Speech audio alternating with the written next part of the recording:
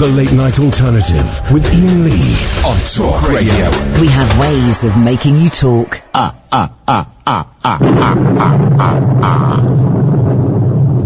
You know that I am called the Count because I really love to. Sometimes I sit and all day, but sometimes I get carried away. I slowly getting faster. Once I start it's very hard to stop. Hey, faster, it is so exciting. I could forever until I drop. 1, 2, 3, 4. 1, 2, 3, 4. 1, 2, 3, 4. 1, 2. I love whatever the amount. 1, 2, 3, 4. Hey, hey. 1, 2, 3, 4. 1, 2. That's the song of the Count. I the spiders on the wall. I the cobwebs in the hall.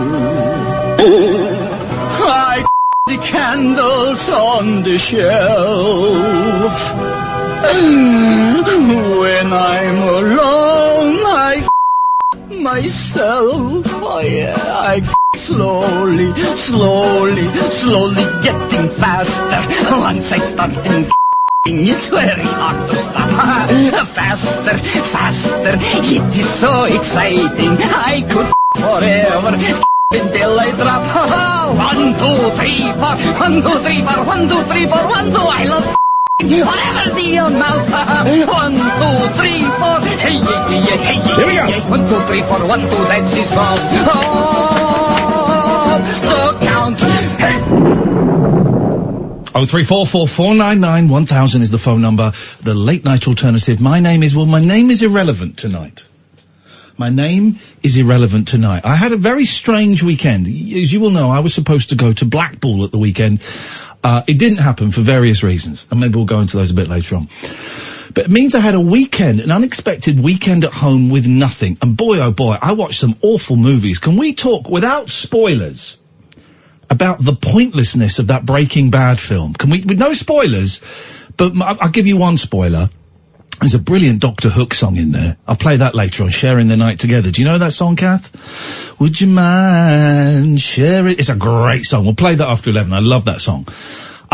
But man alive, that film is I watched some terrible films, right? I watched, the new Breaking Bad film that is pointless. I watched a time travel film that one of you recommended to me that's on Netflix about this cop called like In the Shadow of the Moon or something. It was awful. I'm going to go through my tweets and find out who recommended that to me because it was one of the worst films I've ever seen. I watched Air Doll, film about a blow up doll. That was quite good actually. I watched, another film, Fractured on Netflix. Here's the thing. I'm never going to watch another film that says a Netflix original because it's all a waste of time. Anyway, so I watched a lot of really poor films and it kind of sent my mind into like an alpha state. You know, when your mind enters, an alpha state. I don't want to say your name, lady, because names aren't important tonight, but acknowledge you're here. Woof. There we go. It sent my mind into an alpha state, which is where the brain waves are kind of fluctuating on a very cosmic level. And I got to thinking about something I've always poo-pooed.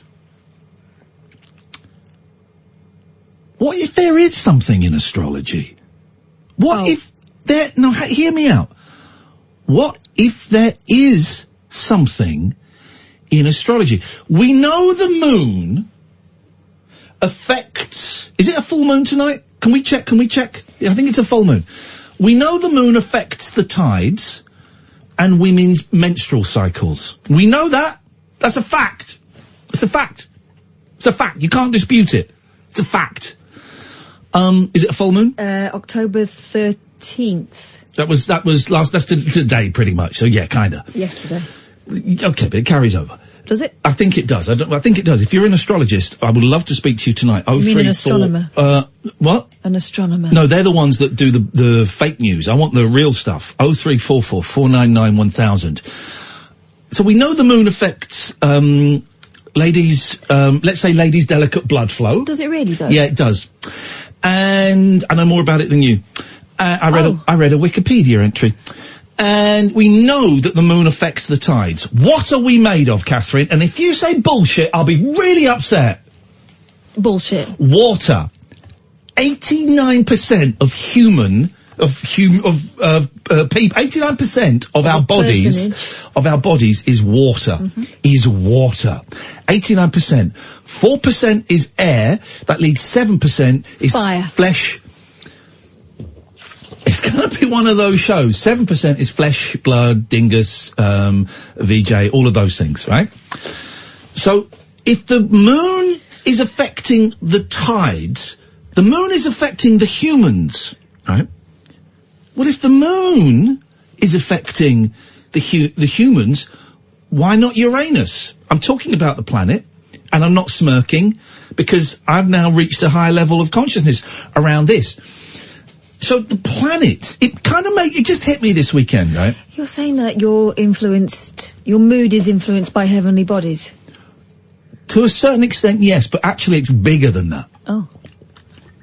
It's more than mood. Uh-huh. It's more than mood. It's personality. It's direction. It's romance. It's force. It's passion. It's peace. All of these things are affected. I think. 0344 499 1000 is the telephone number if you want to give us a call about anything. But tonight, I don't want to know your names. I don't want to know your names. Your names are irrelevant to me tonight. I just want to know your star sign. You can call me Gemini. What are you? Pointing to you, I'm not talking to the listener, you. I'm over this. Yeah, but what are you? That's what I am. I mean... But what are you? What star sign are you? Leo the Lion. Leo. Exactly. And you're being contrary, which is a very Leo thing to do. No, it isn't. Young lady, I don't want to say your name. What star sign are you? Pisces. Pisces, the fish. Yeah, that makes sense. Yeah, it makes sense. You're a bit wet, like a fish. It makes sense. So it's starting to make sense. So when you call in tonight, I don't want to know your name. I want to know your star sign. We can talk about anything you want. If you want to spout some crap, if you've been listening to James's nonsense and you want to spout some crap about Brexit, you're welcome to. But I don't want to know your name. I want to know your star sign. Now, first cab off the rank, and I'm a little bit confused because it says here Aries and Libra. Hello. How can you be... Oh! There's two! Two for the price! Okay, well, let me guess. Aries is the gentleman. Wrong. Aries is the lady and Libra is the gentleman, am I right? Only one. I'm quite new to this, guys. I'm quite new to this, so your patience is appreciated. Libra, talk to me. Hey. So, I don't know, really. I think Libras are quite balanced personalities, maybe. I don't know if that's the logo. I'm not sure. If that's the logo? But the logo, and we're going to call them logos from now on because it's 2019, and that's the world we're living in. By the way, more phone calls than we've ever had at the top of a show. I told you. People love this stuff. So, Libra, it is, you are looking constantly for balance in your life. Would you agree with that? Yeah, I would agree with that. Mate, I would say I'm pretty open-minded to things, you know. Yeah. It makes sense, doesn't it, when you think about it? And I've poo-pooed this, and then I had a great argument with myself over the weekend, and I lost, but actually I won, because it opened my third eye. It makes sense. Can we try and do this without any sniggering, if that's possible? Because it's a little bit childish. Aries. We are these, like, spirits just living inside this big bag of water. Big old bag of water. Stop rubbing your nipples, please. And bones and all these just nipples, as you say, and just stuff, right? We don't have free will. We don't have the power to determine what we're going to do, it makes sense that there is something bigger at play here. Do you agree, Aries? Yes. I do agree. Sorry, I'm driving. And that's quite an Aries thing to do. Aries is leading the way home. What did you call? But we can talk. Coming up, we've got Aquarius, Leo, Virgo, and Gemini. Is Leo their name, or is that their star sign? Star sign. It's their star sign. Just want to make sure the mistake hadn't been made. Okay, Aries and Libra, what have you called in for? To say hello. Yep. And, Well, that was the main thing, really, just to say Okay, hello. well, you've done that. Thank you so much for your time. I appreciate it. Safe travels. This is the dawning of the age of Aquarius. The age of Aquarius. Also, if you're listening at home, you can hear other people who are your star signs, and I bet you'll notice yourself identifying with them. I bet you do. Aquarius, speak to me. Hey, boss. Hey, the big the Aquaman. How you doing, Aquarius? I'm a bit annoyed tonight, boss. Why's that, man? I was watching the game on television earlier, and I heard Monkey Chance. And we don't mean, blump, here we come. We're talking about racist chants from the, who was the other football team? Bulgaria. Yeah, what is that? What is it? I dumped it. I didn't say anything. I had to dump that because Aquarius swore, which is what you can expect from Aquarius, swear. I dumped that. No. What were you again, love? Leo. Leo? Thank you. Love. Bloody hell.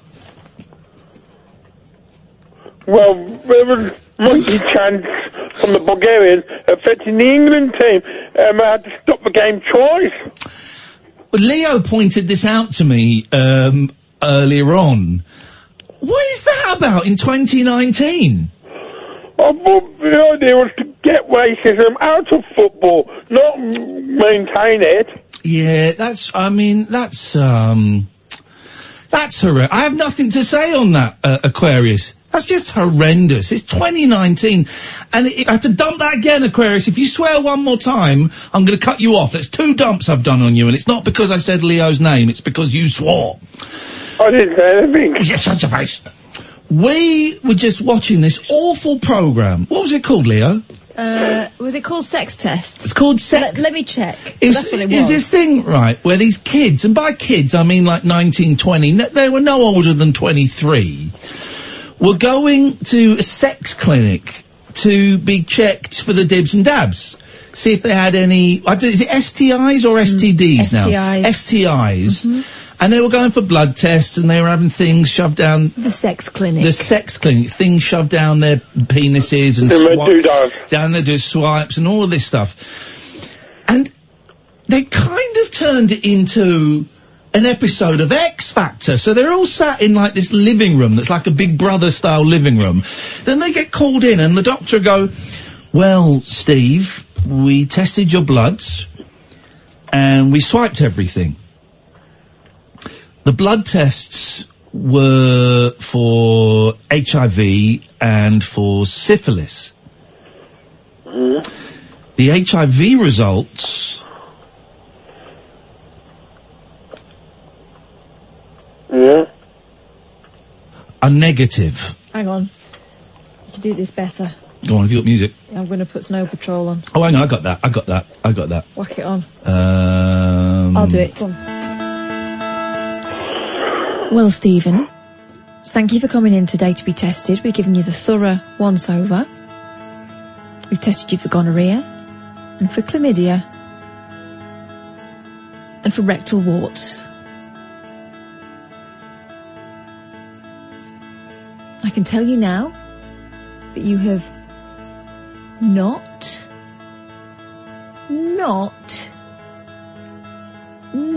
got the clap.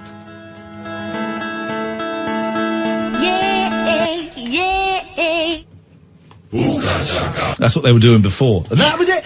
And it was done like a reality show. And all these kids, Aquarius, are like joking about never using a Johnny and having it off with 50 women and or some, women were suggesting not quite as high numbers as men, but it was this kind of braggadocio about having unprotected sex. And me and Leo were saying,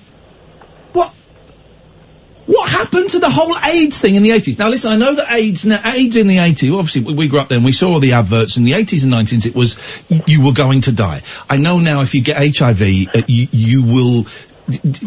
your life can be prolonged for a long time. I won't say you never die, but No, but there are treatments available now. There are treatments available. But still, and there's guys having unprotected sex with women, and then having unprotected sex with men, and here's the thing, the blokes were talking about loose women, pedigree dogs, one of them called porn stars he'd slept with, because they'd have certificates showing they were clean. And then if it's saying, well, if I've got anything, it's her fault. Yeah, he said, I tend to go with easy women. And how many sexual partners have you had recently? About 200? You're an easy man, if anybody is easy. If easy is a term you want to bandy around. But it was very much putting the responsibility on the woman. This nameless, faceless woman. Yeah. Who was the latest in a long line. So the point I'm trying to make is, maybe there's no correlation. I suspect there might be. In what would appear to be, and it's a TV show, it's on Channel 4, so it's sensationalist. But, so phone me up and prove me wrong, dear listener. But what would appear to be, a sexual, the freedom and actually bad-mouthing sexual partners going along with the racist chants in this football game that meant the game had to be stopped twice. Maybe there's no connection, but in my head it feels very much like the 1980s again. Well, you know what UEFA need to do? Well, we need to work with the Bulgarian police and identify these fans and give them life bans from all football games.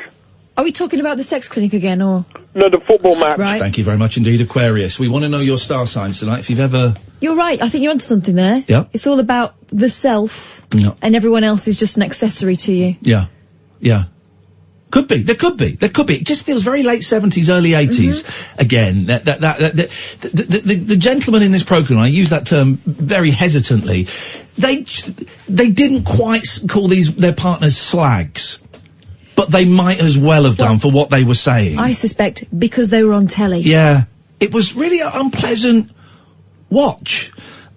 Prove me wrong. Is there a connection between sex clinic and racism in football? There's a question. 0344 499 1000 is the telephone number. It's an astrology special this evening. I have woken up to the fact that there is more going on in this universe than science can explain. Come join me, my friends, as we take a trip into the spirit world. Tales of mystery and imagination on the radio show that does things differently. Dolly Parton, I listen to a record all day long. The Late Night Alternative with Iain Lee. I'm a nut job, but not that kind of nut job. On Talk Radio. Honest to God, it's the new Breaking Bad. Oh no! I'm getting tweets from people that are telling me that the current... It's an astrology special. I've realised it probably does make sense. But that the current dates with which we associate... I'm Gemini, that's Leo. 034449911000. You can call in about Brexit if you want, but it's boring. I wonder what the star sign of Brexit is. That's interesting. I'm the first... There we go. I'm the first person ever... Could it be legal? Please let me finish the sentence! Wow. I'm sorry, Gemini. It's the two sides of me. But please let me finish the sentence. That's horrible. Because, well, okay, that's your opinion. Typical from a Leo. But this is important. I'm the first person to posit this thought. What's the star sign of Brexit? October the 31st. What would that be? And does it have an impact on it? I think it does. Now, this guy, James 8888, is that a real person? He's sending me all these, he's telling me what he thinks are the real star sign dates, that they're all shifted back a bit. Well, I'm not a Taurus. Could he be a troll? Just check how many followers he's got. 4. Okay. Does that make him real? I don't know what the cut-off point is. When did he join? Oh, I don't know. I'm not going to interview everyone that tweets me. It just could be a troll, that's all. Can I make a bot? can I make a bot? How do I make a bot? Yeah. How do I make a bot? What do I do to make a bot? Like a good one? Because a lot of these times, Scorpio. I will be arguing, stinging its tail. I will be arguing with people on Twitter, and someone will say, that's a bot you're arguing with. And I'm thinking, but they're constructing proper sentences and responding to what I'm saying. Affirmative. How can that be a bot? So I want to make a bot. If anyone can help me make a bot, what happened to that lad that was doing a soundboard for her? Oh, I nearly threw up then. Jesus. God, a little bit of sick came up in my mouth. Oh, dear God. It's the worst thing, right? I've had it for a while. When I say a while, like a month. Well, I'll wake up in the middle of the night and I can taste sick in my mouth. Now, there's only one thing could have happened. Someone's broken into my house and sicked in my mouth. Who would do that? Who would do that? And then lock the door again from the inside on their way out. Who would do that? People. I hate people. These sick goblins, they really are. No, I was gobbling the... Oh, you mean... I see what you mean. No. Sorry, I apologise. I misunderstood. Too many people! That's what the problem is. Right, let's get on with the show. Good show. By the way, tonight, tomorrow, we're in. Wednesday, we're not. Thursday, Friday, we're in. Then next week, Monday, Tuesday, Wednesday, Thursday, Friday, we're not in. Right. Hope that's clear. Where do you... Pick a star sign, almost any star sign. And I should read them their horoscope. Okay. Let's go... Do it without the sarcasm in your voice. Can't. What do you call me? Can't. Is there a Leo? Say hello to Leo. Rah. Hello. Hello, Leo. Hi. Here's an interesting word for you to look up. I'll find out. I won't need to look it up. I bet I know it already. Stragoi. What? Stragoi. Stragoi? Yeah, it's the undead. It's Romanian. It's about vampires and ghouls. And I went to Countess Bathory's castle in Pagarash in Romania, where she bathed in the blood of virgins. I know about the Countess Elizabeth Bathory because she used to take village girls and drink their blood to try and stay young. That's right. She used to bathe in the blood because she thought it was actually useful to bathe in the blood to make yourself younger. Really spooky, but that's a word that they often talk about in Romania, stragoi. And when they do actually bury people, they still actually put stakes in people, apparently. Did you see the brilliant... I can't play it because I think it gets a bit sweary. There's, about the Irish guy that was buried. Oh, God, no. Oh, mate, this is such a great story. Hang on, let me find the story. I got it here. And there is video of this, man. Mourners in Ireland... Hang on a minute, let me get some... Hang on a minute, this music suddenly isn't very... my computer's all over the place. Let's get some... There we go, let's get rid of this. We're going to get some more appropriate music, because this is a spooky story. Here we go. I've just typed in fiddly D. Let's see what comes up. Here we go. Hang on. Bear with me, caller. Bear with me, Leo. Yeah, no problem. No problem, Leo. Here we go. Right. Here we go.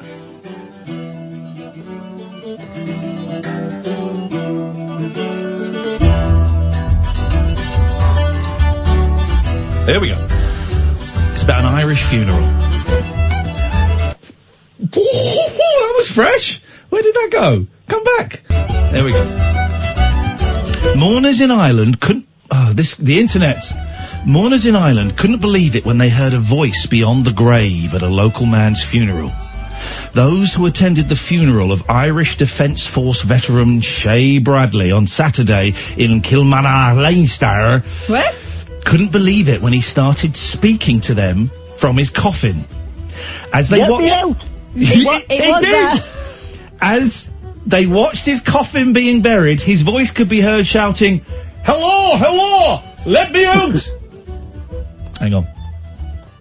As the recording played, the sound of him knocking on the wood of the coffin, he continued, Where the F am I? Let me out! It's effing dark in here! Is that the priest I can hear? This is Shay, I'm in the box. No, in F in front of ye. I'm dead. Shay then sings, Hello again, hello. I just called to say goodbye. Oh. Mourners, he wasn't dead, it was a recording. Mourners laughed hysterically as Shay, who passed on October the 8th following a long illness, had the last laugh in saying his final goodbye. Shay's daughter, Andrea, explained the message was recorded before Shay passed, you don't say, and was put out via a speaker in the ground. She said on Twitter, he would love to know how many people he made laugh. He was an amazing character. Do you want to see if you can find her, Catherine? Andrea Bradley.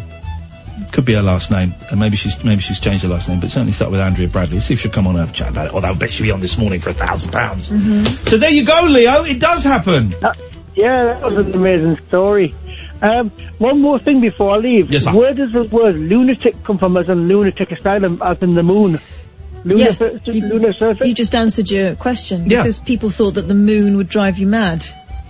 Oh, right. Well, no, it's because the full moon, and we know this, we have evidence, when it's a full moon, people go crazy. So, normal people go crazy. Imagine cray-cray people. They go completely bonks. There is also a... Am I using the right technical language for mental... No? Okay. There's also a legend that was referred to in some Spanish literature I read at university about the moon, and children who stared at the moon were warned that it would come and get them if they... Wowzers. Yeah. Leo, I hope that helps. This music is staying on all night. I'm loving this. Hey, I found out a little bit more about Strigoi. Oh, yeah? It's not necessarily an ancient thing. Okay, I've got to put the spooky music on now, have I? Yeah. Hang on a second. A little bit too many windows open on the old comps here. Les comps de la moi. Here we go. Go. Before Christmas 2003... in the village of Maritino de Sus, a 73... Could you do it in the accent, please? I don't really know how Just Romanian do it in a Spanish goes. accent, don't matter. Romanian. It doesn't matter, Spanish. Your old Romanian man named... I want to drink your blood. Ah, yes, okay, I'll do it in that. I want to drink your blood. Named Petre Toma died. In February 2004, a niece of the deceased revealed that she had been visited by her late uncle, George Marinescu. A brother-in-law became the leader of a vampire hunting group made of several family members. I want to be a leader of a vampire hunting group. After drinking some alcohol, they dug up the coffin of Petre Toma, made an incision in his chest, and tore out his heart. After removal of the heart, the body was burned, and the ashes mixed in water and drunk by the family as is customary. However, the Romanian government, anxious to maintain a good image in preparation for the country's accession to the European Union, had banned this practice, and 6 family members were arrested by the police of Craiova from Dolj County for disturbing the peace of the dead, and were imprisoned and sentenced to pay damages to the family of the deceased. The 6 who exhumed the body were charged and sentenced to 6 months' time served. Since then, in the nearby village of Amarstil de Sus, people drive a fire-hardened stake through the heart or belly of the dead as a preventative. 0344 499 1000. It's an astrology special, dear listener. The late night alternative with Gemini and Leo. God, we sound like 70s cops on Talk Radio. Moonlit musings from mums, madams, and meat packers. Oh, never mind, I must have misheard. The late night alternative with Iain Lee The station's brilliant. on Talk Radio. Okay, so far, we haven't had anything that disproves astrology. We haven't had anything that disproves astrology. It's up to you, dear listener, to disprove it. I had an epiphany this weekend. I just got thinking. As I say, my brainwaves entered an alpha state because I was watching such crap on Netflix. Never watching anything that says a Netflix original, a Netflix production, because it means a load of old crap. Wasn't Handmaid's Tale Netflix original? Nope. Next. It was, wasn't it? No, next. What's your next point? Well, the follow-up point to that, if I had been correct, was that was good. We don't need to hear it because there is... Was it HBO? Thank you. Apologies, everyone, for wasting your time. There we go. That's so Leo of me. Let's go to... What do you want, Scorpio or Virgo? Pardon me, dear. I'm really not feeling... They're my parents. Are they? Yeah. Now tell me there's nothing in this. Scorpio. Is that mum or dad? Mum. Hello, Scorpio. Scorpio at least sounds like a superhero name, doesn't it? Scorpio! Gemini sounds like a hot female detective from the 70s. Ooh. I'm the Gemini Man. What's that film with Will Smith? The Gemini Man. Gemini Man was a murderer, wasn't he? Sorry? No, you're thinking of Zodiac Killer. Yes. The Son of Sam. Yeah. The Gemini Man is a film where, well, I thought it was Will Smith came forward in time, young Will Smith came forward in time to kill old Will Smith, but it's not. They're just clones. They're just clones. Spoiler alert. I'm not interested in clones. I'm interested in time travel, not clones. But I'm not in, can the person who recommended In the Shadow of the Moon, or whatever it's called on Netflix, it's a time travel film and it's really great, you'll like it. I want that person to pull their socks up, man up, and to come on the air tonight, because that was one of the worst films I have ever seen in my life. Then, my friend, you need to watch the actual worst, one of the worst films, almost as bad as Congo and Anaconda. Yeah. Burlesque. Now, you say that. It would be easier to knock one out to Burlesque than it was to this time travel film. I don't know. I don't know whether it would. It was the unsexiest, partially clad thing I've ever seen in my life. Okay. All right, Scorpio, what you got for us? It doesn't have, you don't have to phone in, by the way, about astrology, guys. We're just trying to see. Excuse me, we're doing the star signs just to see if we can recognise a pattern. And maybe you're listening and going, well, I'm a Scorpio, and I've also got a silly voice. Maybe there's some kind of connection we got here. 0344 499. Imagine, Scorpio, you never tuned into this show ever before, and you'd heard the brilliant Julia Hartley-Brewer this morning and Mike Graham, and you went, wow, these guys are great. I'm out at work all day, but I'm getting in just after 10, and when I get in, I'm going to put this radio station on again. It sounds like a station which is hosted by people who say what we're really thinking, but we're not allowed to say anymore. They're saying it. And then they tune in, and it's that idiot who stole the strawberries wanging on about astrology. There's no wrong about strawberries or astrology, but there is definitely something wrong about Julia Hartley-Brewer. Anyway, I shall not comment anymore. That's my racist old gran you're talking about. Anyhow. Yes, sir. Yes, honey Jim.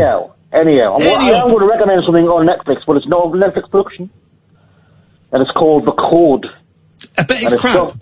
No, it's a BBC documentary that I haven't clearly missed my view. Right. From 2012. Right.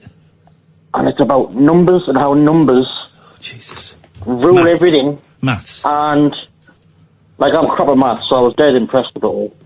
But, it's like how, it's all chaos and how, like you said, we've got no free will, it's all numbers. It's all I said at the start of the show we don't have free will. Exactly. Exactly. So I don't need to watch a documentary. Numbers. We're getting an astrology update. Thank you for this, Ross. Some people are taking this seriously. Ross has just tweeted, now, because I'm new to this, apparently Mercury has entered Uranus. So... He died, didn't he? Flipping it, Ross. I just said that out loud and I got it. Can everyone report Ross Merriweather can everyone report that, please? I said it out, I read it and it looked okay, and then I said it and I heard what the words were. Blocked. Reported. Muted. And he died ages ago, but it didn't just happen. What, Ross died? He probably did. Right. So I'm not going to watch a documentary about maths.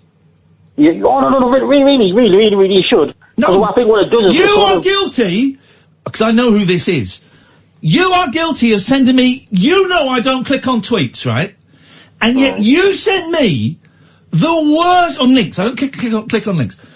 You are guilty of sending me the crappiest links ever, Scorpio. Balls. That was one of them. Name a crap one. All of the crap music that you send me. I don't click on... Oh, yeah, like Bob Dylan. Oh, well, you know. Excuse me? Bob Dylan's rubbish. You bloody worship the man now. Yeah? Well, that's not strictly true. We saw him recently. I walked out of a Bob Dylan concert. Have you done that, Scorpio? I couldn't get into one. Couldn't afford it. Yeah, yeah, exactly. I can afford it. So so treat me with the respect that the poor should treat the wealthy for being better than. Treat me with that respect, Scorpio. No one done it. Okay, all right. I'm not going to watch that documentary, but I appreciate you calling in about it. Up yours. Up yours. Scorpios, aggressive little shites. Yeah, so stinging the tail. Let's go to John Virgo. Good evening, Virgo. Evening. Evening. Yes, I'm a Virgo, but I'm not a virgin. Well, that's what they all say. Yeah. Done it loads, I bet. How many times have you done it?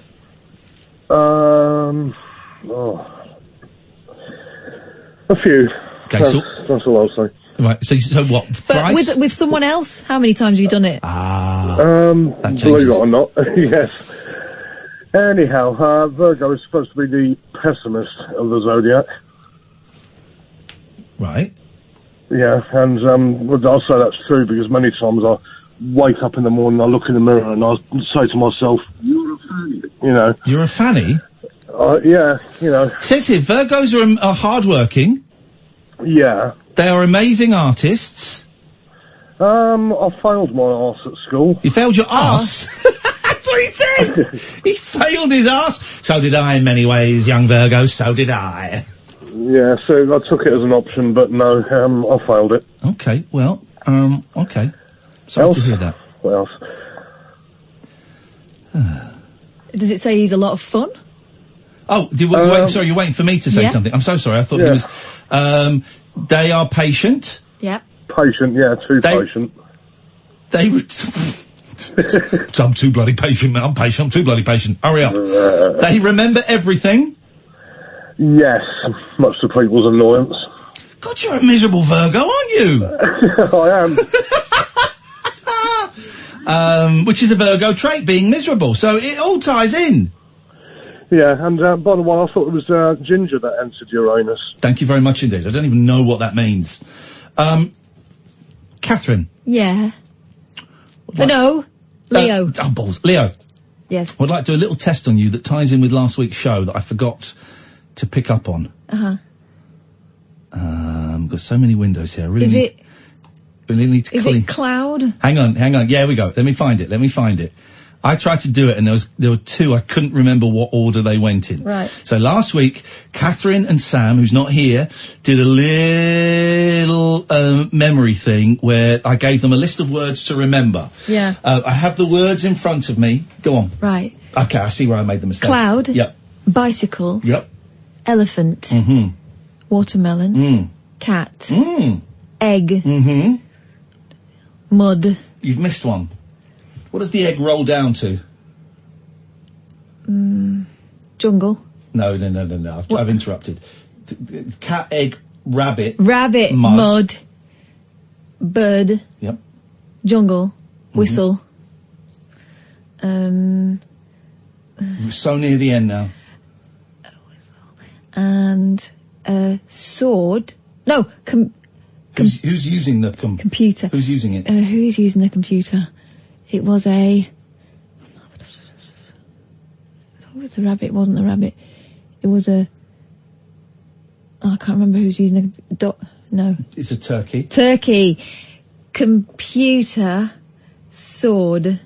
And what are they ordering?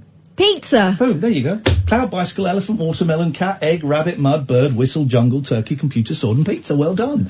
I couldn't remember at the weekend. I just went, can I remember? I couldn't remember cat, and I didn't know where the egg went, but Cat laid the egg. Yeah, there you go. You see, it was fun, wasn't it? We'll take a quick break. 0344 499 1000. We're talking astrology. I want your star sign. I don't want your name, but anything else goes. You can call in about anything, by the way, dear listeners. How this show works. If you do want to call in about the Queen's speech, imagine why is anyone going to say? Because they want us to be a bit more newsy, and we're sort of doing a bit more newsy stuff, but we're doing it in our own way. And still, I was thinking, well, do we do the Queen's speech? And then I just found myself laughing at myself because what is there to say about that election campaign speech that they paid the Queen to do? What is there to say? There's nothing to say. If you want to call in about it, you're very welcome to, but you've got to do it via your star sign. 0344 499 1000. This is Talk Radio. The Late Night Alternative with Iain Lee on Talk Radio. I don't understand this. Helen says, I've just been shouting turkey very loud at my laptop, and I think my boyfriend thought I was having a meltdown. Because turkey was the thing on the computer. In the memory. Oh! The irony! Oh, you forgot within 4 minutes. Helen, thank you. Oh, Pete makes a really good point, and Gemini, Pisces, Libra and Cancer, I'll come to you. Fans of Fortnite and people that aren't... Fortnite is brilliant, right? Fortnite is run, created, staffed by geniuses. Mm-hmm. Do you hear about the event this weekend? I heard some rumblings of problems. So Fortnite, you know what Fortnite is? It's the game that's causing kids to leave school and wet their pants, and it's nonsense. These kids will be doing this to other things. Fortnite is a really, really good game, right? It's a really good game. And its popularity, my youngest told me this, the reason they did this is because it's starting to lose players a little bit. So you imagine it's been going for a long time. Don't know how many, I don't know, maybe 7 or 8 years. And every now and then they have these big events online. Yeah, like a big concert. Big concert that you'll be in the game and there'll be a big countdown and then suddenly there's a big concert by a real DJ, or like there'll be a big explosion in the game and people can vote. Loads of stuff happens. Now I didn't see this because my kids weren't with me, but I was reading about it online, and my eldest phoned me up today to tell me about it, my 9-year-old, right? And this is why Fortnite is genius. It's on all the time, you play it all the time. So what they did, 7 o'clock or whatever it was last night, I can't remember the specifics. Basically the map, there's only one map. There's like a meteorite and there are these rifts in these rockets, right? That have been there for ages. Yeah. And then suddenly these rockets started going through these rifts, which are like black holes, which means they'd appear in different places. And basically it went crazy. Yeah. Then the whole game disappeared. Blackness. So this like a big sort of light show, the meteorites hitting the planet, the rockets firing off, like anarchy. No one knew what was going on. And then it all disappeared into a black hole. Nothing. My eldest said he watched it 15 minutes, blackness, and then he went to bed. Thinking it was done. Gone forever. If he'd have stayed up like 3 or 4 hours, exactly, blackness, these numbers would flash up on the screen. Like 5 numbers just would flash up on the screen over a period of time. And so far, that's it. Some people have found a cheat. There's a cheat. If you know the Konami cheat, it is I don't know what it is exactly, but it's up, up, down, down, left, left, right, right, start, start, A. It's that. If you type in that, you get like a little Space Invaders game that pops up. But apart from that, blackness. It's not gone forever. It's going to come back, and apparently it's going to be a completely different map, and it's going to be a new season, and it's all of that. But I just thought, how bold of the biggest game in the world. Okay, it looks like its popularity is waning slightly, partly because it hasn't changed the map ever, I don't think. Significantly. It's online all the time. So it's losing players. So what do? They pull it off for, I don't know, 24 hours. I think it's still off, so it's over 24 hours. They just switch it off. And so now we're talking about it. Quite a mainstream. We've talked about Fortnite before, but it's in the news. My eldest said it was such a big story, it was a news round, and it's on the BBC website that Fortnite, and people were reporting it as a glitch. It took ages for people to go, oh, I think this is meant to happen. Everyone thought it had crashed. What bold move. This is why it's so brilliant. It's genius. It's genius. It's genius because people are missing it. Yeah. And I think sometimes you have to allow fans of a game who may be getting a little bit kind of familiar with it to miss it for a bit. I thought it was... to build up some anticipation, but there's also this buzz that, it's on the news. So I thought it was so bold. And my 9-year-old was thrilled by it. And then I found a little bit of footage. Someone's leaked. All these things are meant to happen. Someone had leaked, in inverted commas, some footage of what it's going to look like, and I sent it to my 9-year-old, and he went, whoa, this is amazing, thanks for sharing this. I just think it's genius. Fortnite is not a game I particularly play because you've got to build in it, and I really can't get to grips with the building. But I had a lovely session a couple of weeks ago with my boy in my shed playing Fortnite, and me in the house playing Fortnite, and we're talking, and he was teaching me how to play it, and he took me to the creative zone so he could teach me how to build. When my kids, was it the first or the second time they met your boys, they all bonded over Fortnite, and then we're playing it together, and your eldest is more experienced at it, and he kind of guided my eldest through it. It's great. It's good. And always people go, it's ruining kids. It's not. I tell you what's ruining kids. Is the game addictive? Only in as much as video games can be addictive. I do think video games can be addictive because they give you an endorphin rush. They make you feel different in your brain in exactly the same way that food and sex and drugs and alcohol do. It's exactly the same, right? It's the parent's responsibility to ensure that the video game playing, if you want them to play it, I think it's kind of cruel not to because it's such a big part of society at the moment, is that you ensure that their video game playing is limited, that you treat them with respect, and you can't do, this is what you can't do. The Independent has been running a blog on it all day as well. Thank you, Pete. What you can't do is switch that off now. No. This is the thing, man. You can't do it. With Fortnite, with other games, I say find a save point. With Fortnite, I say, right, finish that game. Finish that. And if they finish it like 30 seconds later, I might go, do you know what? Have one more. But then we're switching off. Yeah. If they're still going after 20 minutes because there are different modes, I go, guys, I think it's time we switched it off now. But that's all you've got to do. Yeah. Here's the thing I do with my girls, because they don't tend to play games like that. They tend to play The Sims, simulation games. Play some Sims, boys. Could go on all day long, right? There is no... The idea is you're kind of living this an second infinite life. free It's world. like, basically, it's playing Barbies, but it's online. Yeah. We're not even online, on the computer. But what I'll do is they will have a finite period, and they will set the alarm for me, because we've got an Alexa. And they'll say, Alexa... You've got what? Alexa. Say Alexa. Alexa, set a timer for 30 minutes. Here we go. And that's what they'll do. And when it goes off, they know that they swap over, because we've got one computer, they share, and then it's all over. Yeah.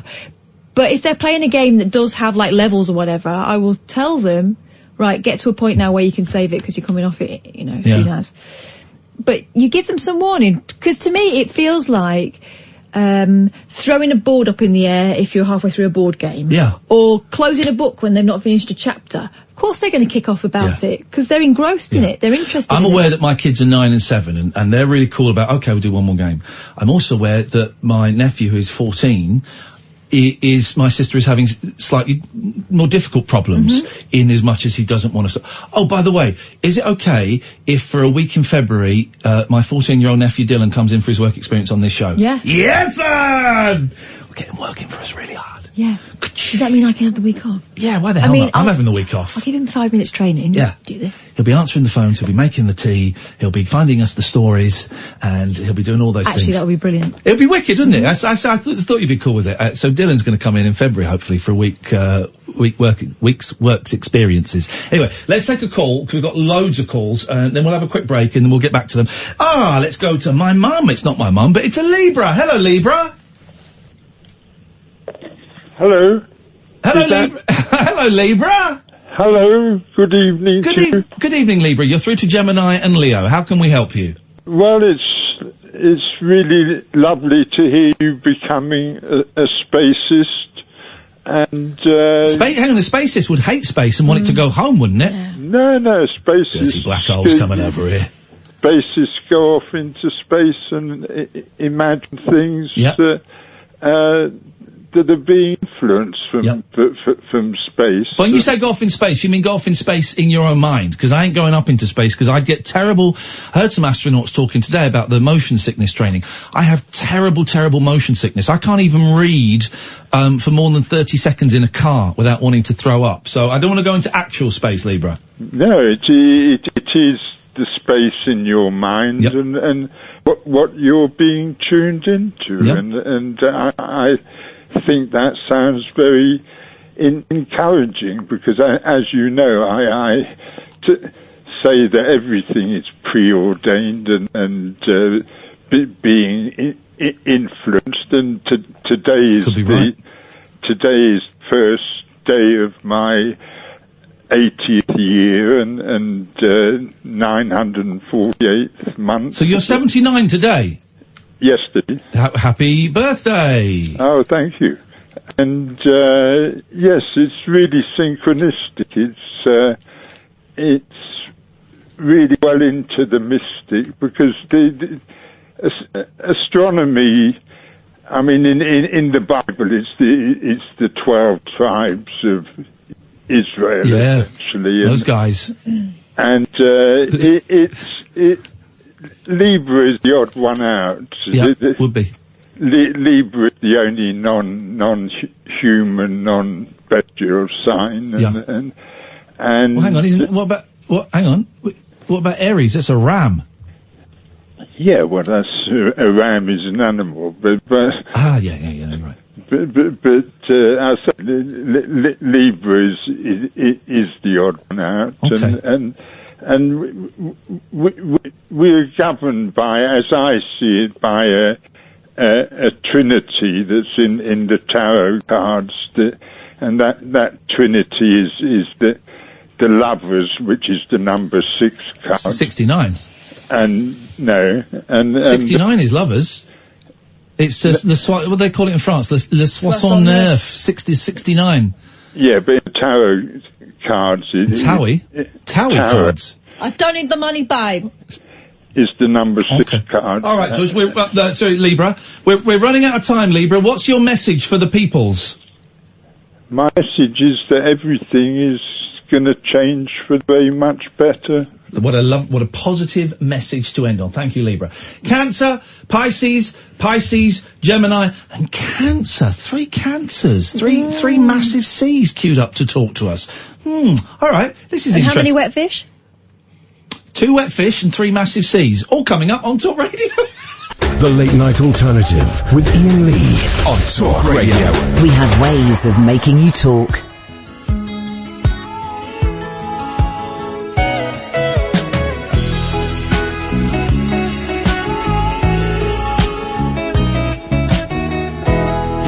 Kinda lonely girl, would you like someone new to talk to? Oh yeah, alright. I'm feeling kinda lonely too, if you don't mind. Can I sit down here beside you? Oh yeah, alright. If I seem to come on too strong, I hope that you will understand. I say these things cause I'd like to know if you're as lonely as I am, and if you'd mind sharing the night together. Oh, yeah, sharing the night together. Oh, yeah, sharing the night. We can bring in the morning, girl, if you wanna go that far. And if tomorrow finds us together right here, the way we are, would you mind sharing the night together? Ooh, yeah, sharing the night together. Ooh, yeah, sharing the night. Would you like to dance with me and hold me? You know I wanna be holding you. Oh yeah, alright. Cause I like feeling like I do, and I see in your eyes that you're liking it, I'm liking it too. Oh yeah, alright. Like to get to know you better. Is there a place where we can go, where we can be alone together? Turn the lights down low and start sharing the night together. Yeah, sharing the night together. Yeah, sharing the night. Here we go. Gotta love a bit of Doctor Who. I was so surprised when this popped up in the terrible and pointless Breaking Bad movie. Sharing the night just came out of nowhere. I 45 minutes into that. I watched so many crap films this weekend, and 45 minutes into El Camino, a Breaking Bad movie, I just went, I don't know what I'm not going to give any spoilers. I don't know what the point of this is. It's so empty. It was vacuous. It looked like a really delicious cake, and then when you cut the cake open, it was just air inside. There was nothing tasty, nothing satisfying in it. It was pointless. Really, really pointless. And you think you're enjoying it, and then you go, nothing's happening. And they've spent 30 minutes. He does this, Vince Gilligan, I think. Vince Gilligan? I'm gonna say Vince Gilligan. The guy behind Breaking Bad. He does this. He will take 5 minutes and extend it into 35 minutes. And it kind of worked. It worked in Breaking Bad. It sort of worked in Better Call Saul, but was the reason I stopped watching it. And I just thought this was pony. 0344 499 1000, the Late Night Alternative. Hi, I'm Gemini. Who you? Leo. It's an astrology special, as I am realising there is perhaps, but here's the thing you won't get from any other radio host. I'm going to say something that no other phone-in radio host will ever say. What grade A level ball sign? I think I was wrong. What? I think I was wrong. About? Astrology. Oh. I think there's something in it. I need you, dear listener, to help me. You can call in about that. You can call in about anything you want tonight. You know the rules. Anything you want to talk about, you can. We spoke about the Irish guy's funeral where he, had a speaker in the grave. Let me out! Let me out! I'm not dead! If you want to talk about the Queen's speech, what is there to say about the Queen? Most other radio stations right now will be doing, what do you think about the Queen? Who cares what you think about the Queen's speech? So what? Who cares? Who cares? With the greatest of respect, who cares what you think about the Queen's speech? I don't. None of the other listeners do. Most of these people that phone up other radio shows, not, Cancer, Gemini, Pisces and Cancer, which sounds like an album from the 60s, but a lot of other radio phone-ins, it's all about the person who's phoning in thinks they're important, but actually they're not. They're really, really dull. BBC London, are you listening? There's some great hosts on BBC London. I'm a big fan of Jim Davis and Dotton. I've mentioned them before, and Duncan Barks.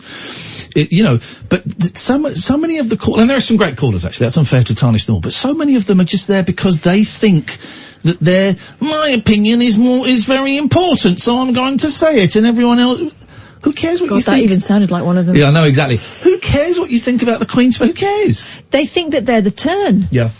Here's the thing, and I've heard them, the way they speak to Dotton in particular, some of them. Rude, so rude. Is so rude. And when Dotton is the draw, Dotton is the reason I listen to that show. Yeah.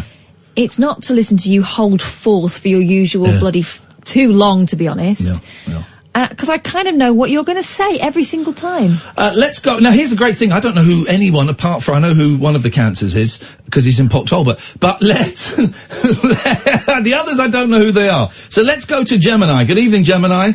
Hello, Gemini. How are you? Hello, Gemini. We've got the same name. We got the same name. You are my other half. Sounds quite nice in a strange sort of way. Doesn't it? You are my soissons to my nerf. Oh. Does that work, Catherine? You speak Francais. He's a soisson to my nerf. He's the 60 and you're the 9. Okay, that could work. Pardon, monsieur? The weekend, the 22. Oui, c'est vrai. C'est vrai, but excusez-moi, c'est vrai. Ian, I mean Gemini. I'm doing a very Gemini thing tomorrow. What's that? Not being able to make a decision? Well, basically, I've spent the past 6 months procrastinating and... Procrastinating, you say? Wow, They're tough to play, the things between your fingers that click. No, I've just... I'm procrastinates as well. I think they're great and we should have more of them in music. Well, I've been spending the last 6 months, saying I'm going to do it, saying I'm not going to do it, thinking financially, thinking logically. No, I'm going to quit my well-paid job after 8 years with no backup plan. Whoa, Gemini! Whoa. Okay, all right. Serious chat. Why? Basically, someone's come in who I'm working under, and you know how it's being a Gemini. I could tolerate them, and they're different, and I could tolerate that, but lines have been crossed. I'm being taken as an idiot, and I just don't need that in my life. And basically, I had really bad anxiety last year and mental health issues, and I feel myself going that way again. And I just think, no, I'm not doing it. Wow. So, and I'm going to do it. I'm going to send the email tomorrow morning, 6 o'clock, and I'm going to look forward to seeing this person first thing in the morning. Once you'd made the decision, you said, Gemini, that you've been sitting on this decision and thinking about it for months. What was there, how did you feel once you'd come to I'm going to do this? Well, I'm hoping I don't wake up and change my mind again. Well, you might do, and that's legitimate as well. I'm not. I've had a couple of weeks off, like annual leave, and I went back today, and it was the same old, and I just can't, I can't put it all on this person. 8 years is a long time to stay in one place, and I just, I just need to do. Wow. I just fancy doing something completely different. I can do anything, So I need it. I've been in the comfort zone, and the money's good and the life I live is okay, but there's more to life than what I'm doing, basically. You know, I just want to see I just want to do something new. Like, the plan is basically, because Christmas is you know, it's hard. It's a lot of work over that time, and I'm just looking forward to having the rest of the year off and starting 2020 with a new plate, because I've gone into the last few years in the same situation, and then all the years have felt the same, like the last 2-3 years. So I need to be the beacon of change. I get it. I totally get it. Mate.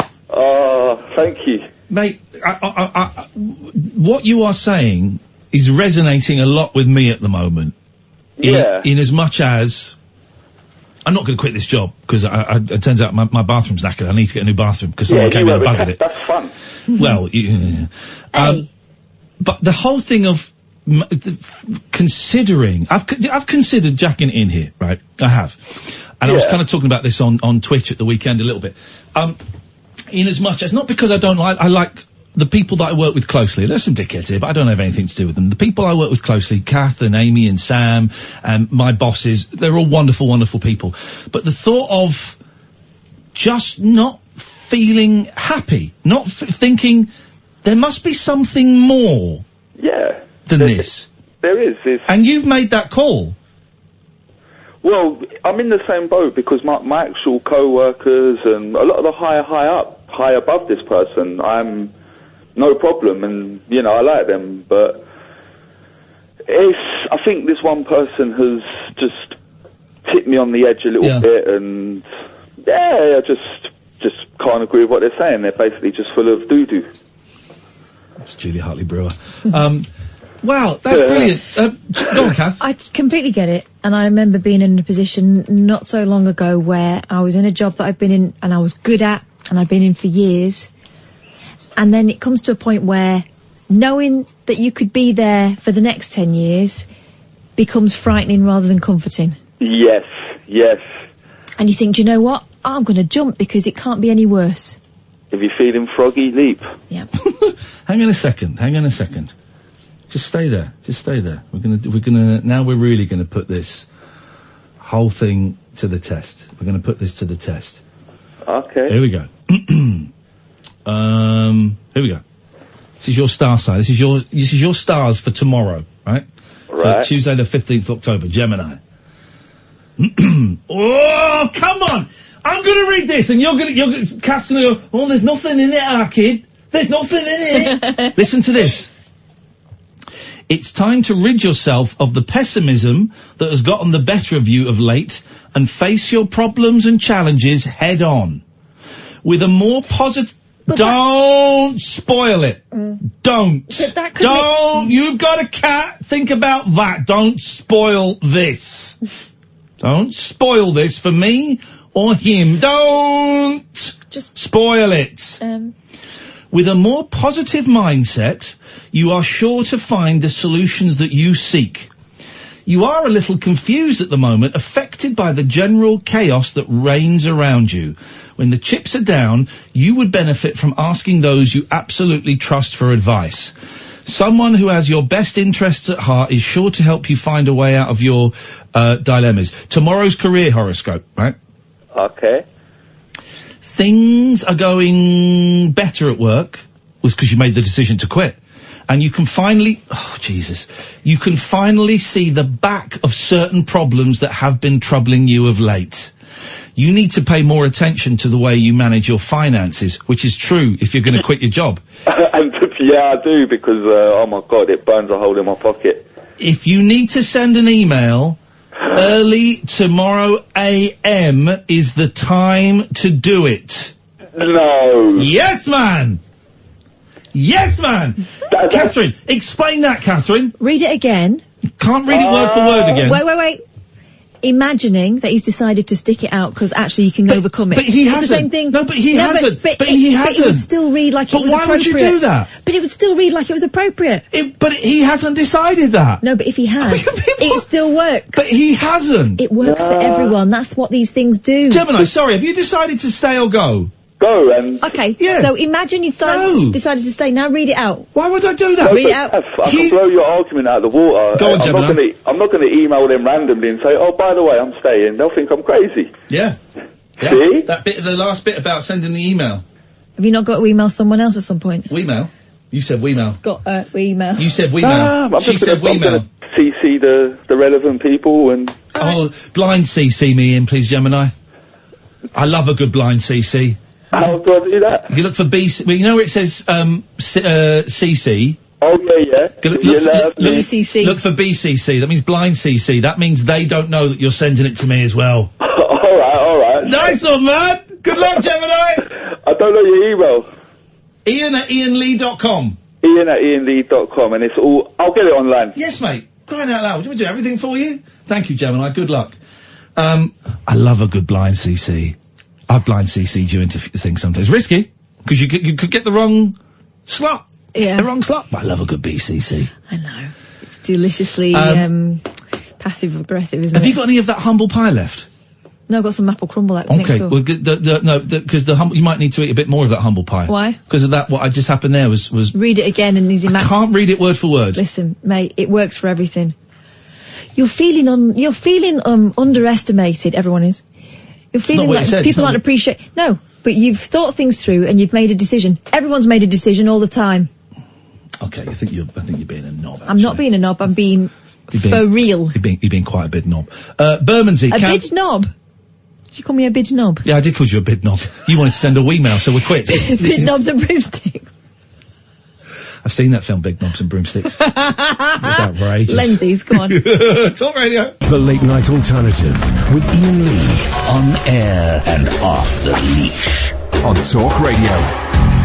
Brighton, November the 4th, the show that Catherine and I are doing, has sold out. We'll be back in Brighton next year in June, I think it is.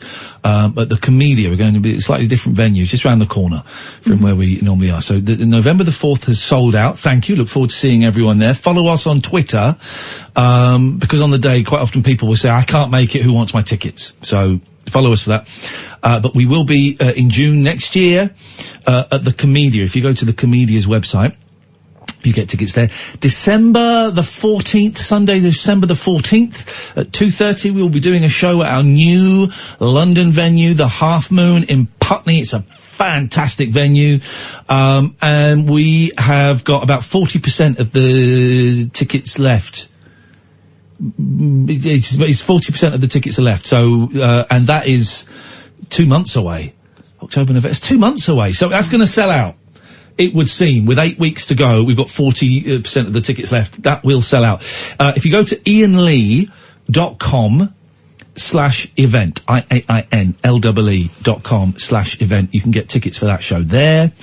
Also, there's a link somewhere on iainlee.com to join our mailing list, because we're doing a big old tour next year. We're going to be doing one show a month in cities around the country, including Bath, Birmingham, Cardiff, Brighton, Glasgow, Manchester, and possibly Luton as well, although they're dragging their feet a little bit, Luton. So we'll see. But those dates, we've got some of those dates. Ticket links are kind of popping up. When I've got all of the dates, I'll do a big mail out to everyone on our mailing list, and I shall tell you here. Let's go to Bermondsey and to Cancer. Good evening, Cancer. Good evening. Hello, my lovely buddies. How are you? Oh, you've got friends. I'd love to meet them one day. I'm joking, Cancer. I'm great. I had not a great weekend, but here's the thing. I was supposed to go to Blackpool to this gaming event, which I was really looking forward to, and I was being paid to go and be part of a panel, but actually I was looking forward to going up there and just having a weekend of immersing myself in video games, buying a few new toys, and meeting a few people. And it was quite a trek. It involved getting up at 8 Saturday morning, going to Euston, and then getting the train up to Blackpool. And I got to Euston, Cancer, about 9:30, 9:45, and my train was at 10:46. And everything was fine. There was normal amount of people there, and my train, my 10:46 was up on the board. It didn't have a platform yet, but it was up on the board. And I thought, right, I'm going to go and get a coffee. I'm going to go and get a couple of sandwiches from Marx's for the journey. So I went off, got a coffee, got some sandwiches, and I came back. And as I walked back to the crowd, I thought, Jesus, there's loads of people. Suddenly it was rammed. I thought, well, this is unusual. Maybe they're all waiting for a train somewhere. And then I turned and I looked at the board and I couldn't find the 10:46. I could see the 10:41. I could see the 10:52. I couldn't see the 10:46. I thought, that's not a good sign. So then I went on my phone and I looked and my train had been cancelled. My train had been cancelled. And then I looked at all the other trains and none of them had platforms. None of them had been given platforms. And the crowd was growing and the vibe was getting a bit darker. And I turned to the lady next to me. I said, is your train cancelled? She went, yeah, they've cancelled all of them. And we both huffed and puffed a bit. And then someone else said, oh, I think someone's died at Milton Keynes. Now, exactly. Suddenly it all falls into perspective and you go, poor bugger. You know, that might sound dismissive, but suddenly I'm not one of those people, Cancer, that goes, God damn it! Jesus, why can't they clear that up? As some people do. Some people, why can't they clear that up? Lucky for me, it wasn't a holiday of a lifetime. I wasn't off to see a poorly relative. It was kind of an indulgence. But, I just thought, what are you gonna do? What are you going to do?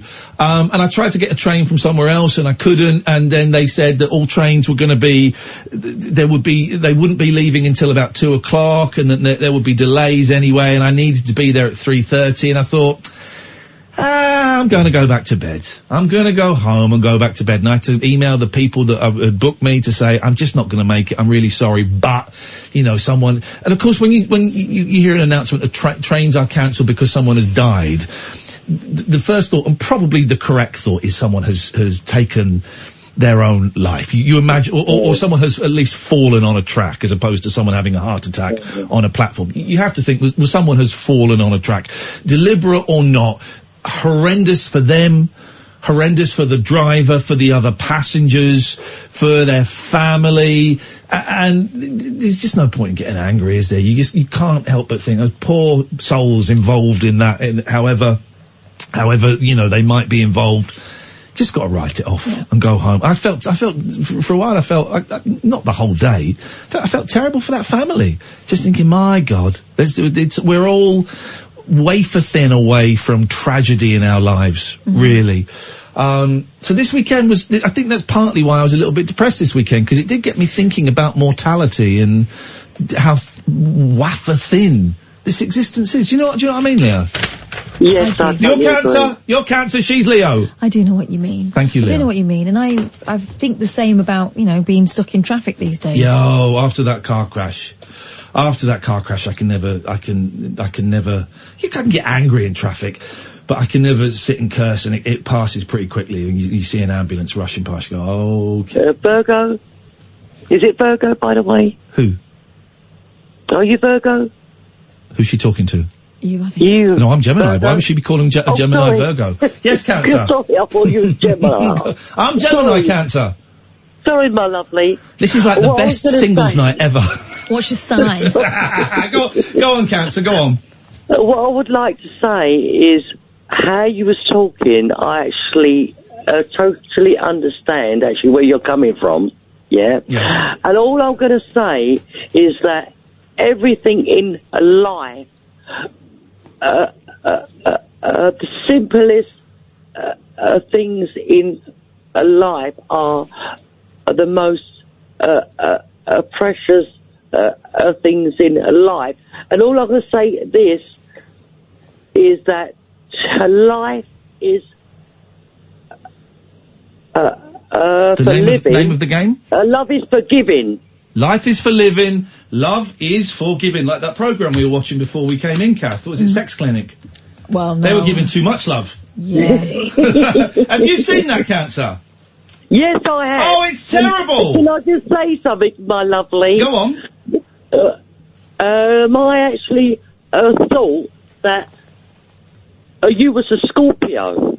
Right. Right. Yeah. And all I'm going to say about Scorpio... Go on, say it. That they're highly sexed. There's nothing wrong in that. No. No, because in fact that's... My mum's a Scorpio. Supposed to be... Well, we know it's true. My ideal partner. But Virgo, are you Virgo? Did you say you are? No, I'm Gemini, you deaf Cancer! I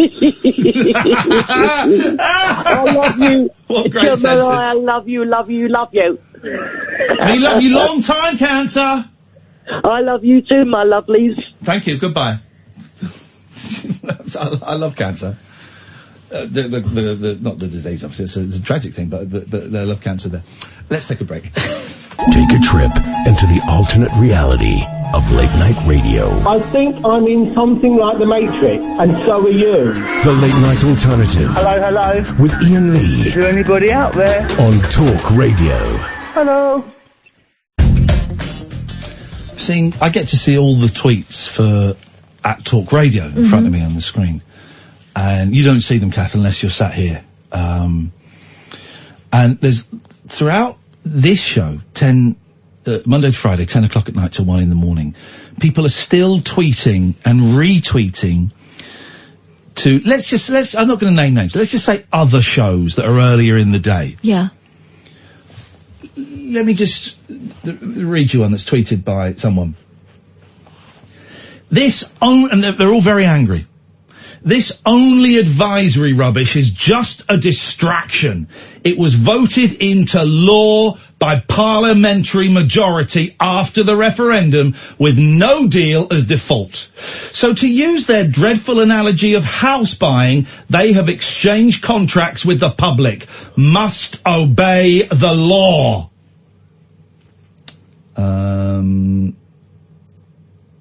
I'm trying to find one that isn't by the presenters because I don't really want to.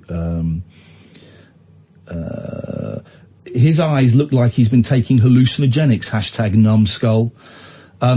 They're all very, very angry, is what I'm trying to say. They're all about Brexit. The numbskull one was referring to someone who was in to discuss Brexit and was, I'm imagining, a Remainer.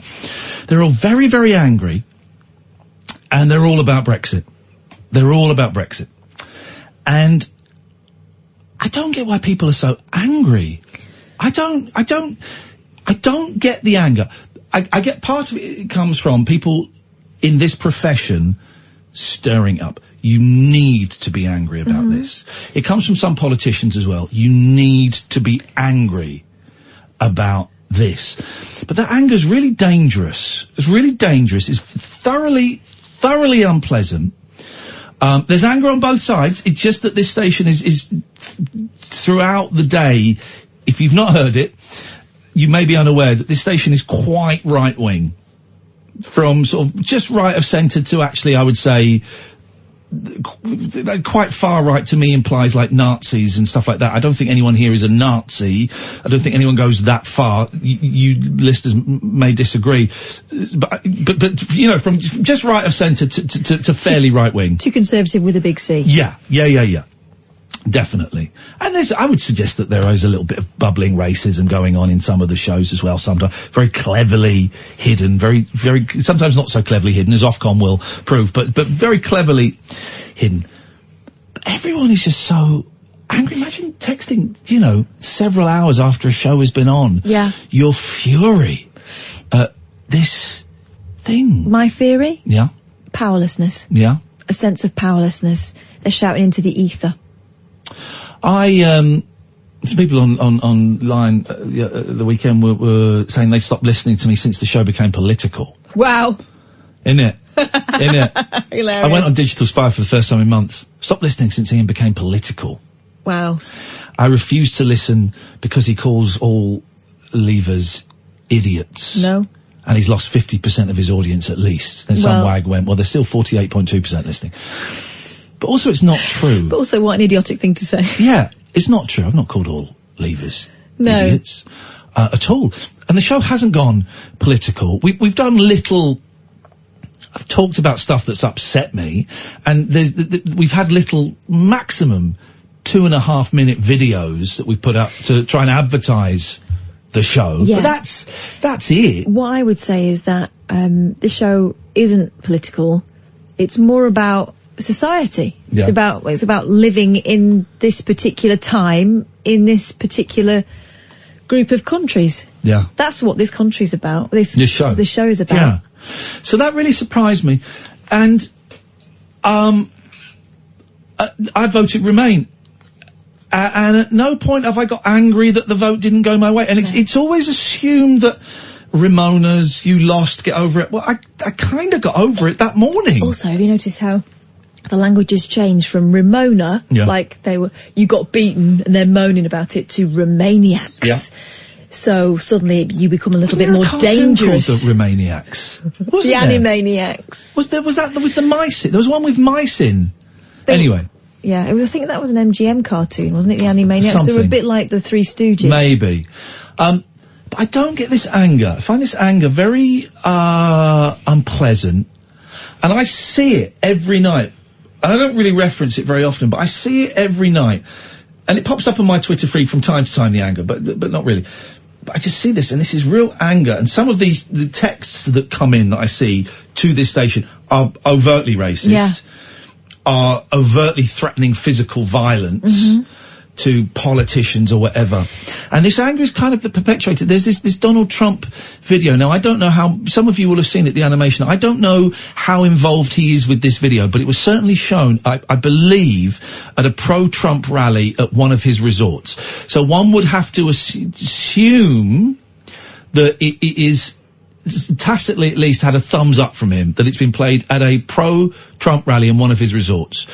One would assume that he's seen it and said, yeah, show that. If he hasn't, someone on his team who he has trusted has put it up there to be shown. And go on, you're gonna... I've got the thing here. A graphic, violent parody video shown, this is from CBS News, although he'll say that it's fake news, shown at a meeting of President Trump's supporters at his Miami resort depicts a likeness of the president shooting, stabbing and assaulting his political opponents and members of the news media in a church. If you've seen Kingsman, which one is it? The latest one? Second one. Second one. Yeah. It's too lowbrow though for most of you. The video was shown last week at an American Priority Conference at Mr. Trump's Doral Miami resort. The president was not there. But the political group said in a statement at the top of its website that the unauthorized video was shown in a side room and wasn't approved, seen or sanctioned by the conference's organisers. It also says organisers weren't aware of the video until the Times contacted them about it. All right, I can believe that. They call it shocking that the Times didn't cover any of the sanctioned events at the conference, including a panel discussion condemning political violence. Okay, so they did what about? But it's really badly made video of the scene from Kingsman 2 where he's in a church and he stabs 200 people, and Trump's face is superimposed over, I think it's Colin Firth, and then the people that he's killed, it says CNN, and it has the names of not specific journalists but news networks. Okay, I can actually believe that he didn't have anything to do with that. I can believe that if that's what's being said. I can believe that. But the fact that it exists and the fact that someone thought it was appropriate to make that in a world where he is actively threatening journalists and belittling them in public, he's done that. For someone to make that video and then to show it, not just to put it online, but to show it at an event, this anger, and the anger's coming from the top. You know, the anger is coming from Trump. The anger is coming from, it was coming from Boris Johnson. I'm not seeing so much anger recently, but Rees-Mogg, Farage is at the top, but he's kind of up there. You know, this anger is coming from people that in the past we would look to, I know it sounds surprising, we would look to politicians to be the quiet, respectful ones. And to stabilise things. Yeah. And they're not.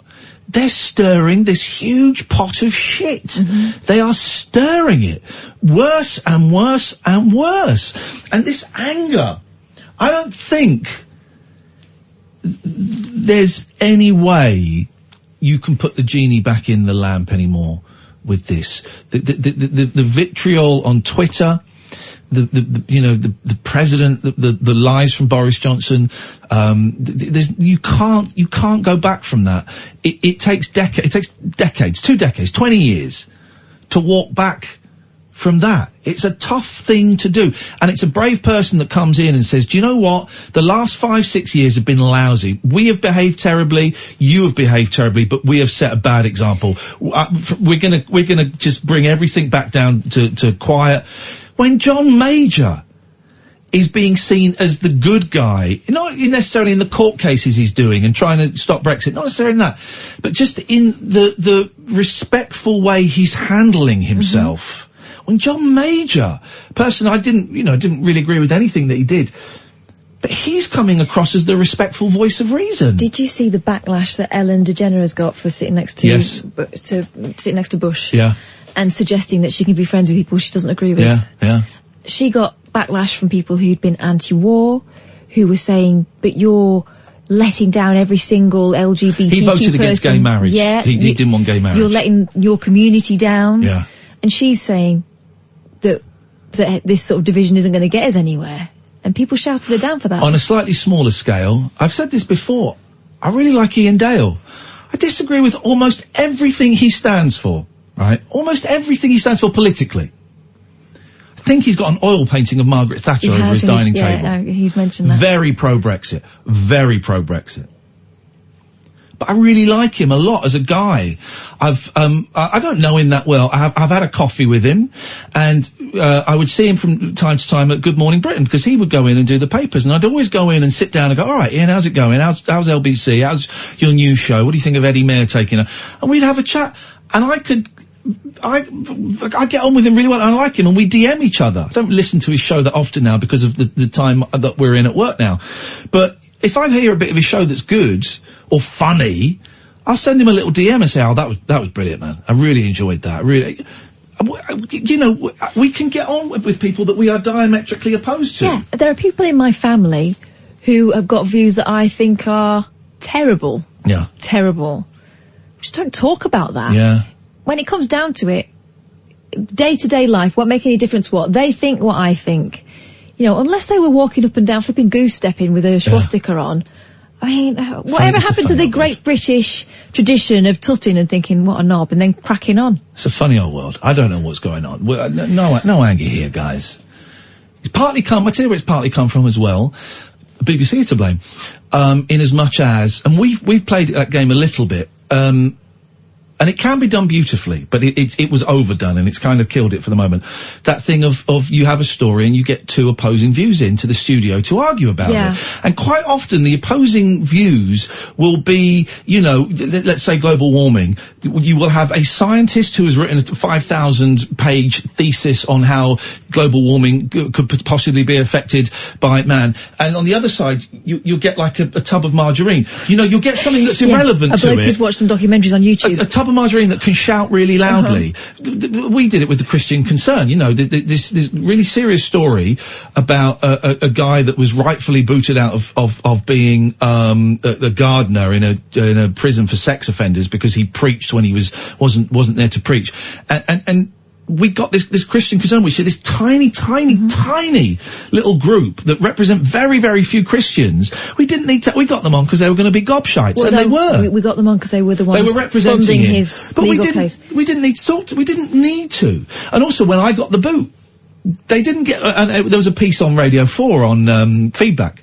They didn't get me on to talk about it. They got our boss that had sacked me because she was told to, because she didn't have any spine. And Christian Concern on. Well, why? Anyway, this again. Pisces, Cancer, we'll come into you in a second. 0344 499 1000 is the telephone number. This is Talk Radio. Dead of Night discourse for disco queens, I'm related to Jedward and Dolly Parton. dairy farmers, and distant fathers. Yeah, whatever. The Late Night Alternative with Iain Lee Doing lots of things that we don't know about, we can't control. on Talk Radio. Yeah, it's great. Pisces and Cancer, you've been very patient. I'll come to you in a bit. Someone's been triggered by what we just said, and really easy to prove. I have just seen one of their tweets. Yeah. Generic meme using half-truths to blame people you don't like. Gosh. He writes. Someone is really triggered. Billy Grimple. Obviously not his real name, not his real picture. He's got the frog picture. Really triggered by what we... Well, no, not by what we just said. Because he's totally misquoted and misunderstood. Willingly, I would say. Because I'm not going to do him... I would say willingly. Billy, 0344 499 1000. I'll just... You just heard, dear listener, what we just said, okay? Let me read out Billy's tweet. Here we go. Iain Lee and Flipping Kath moaning about how, quotes, right-wing talk radio is. No, not moaning about it. And there are plenty of other left-wing people, more left-wing than me. I'm just sort of left of centre on most things.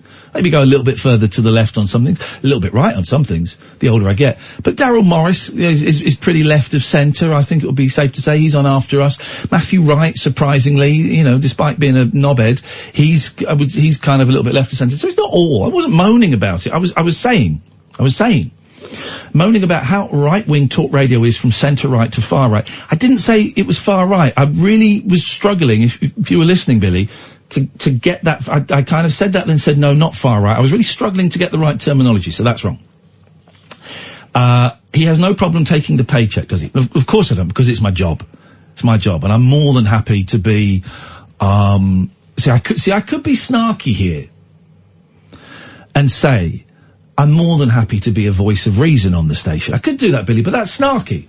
So I'm more than happy to be the clown of the station. There you go. Hang on a second, let me just read this whole thing.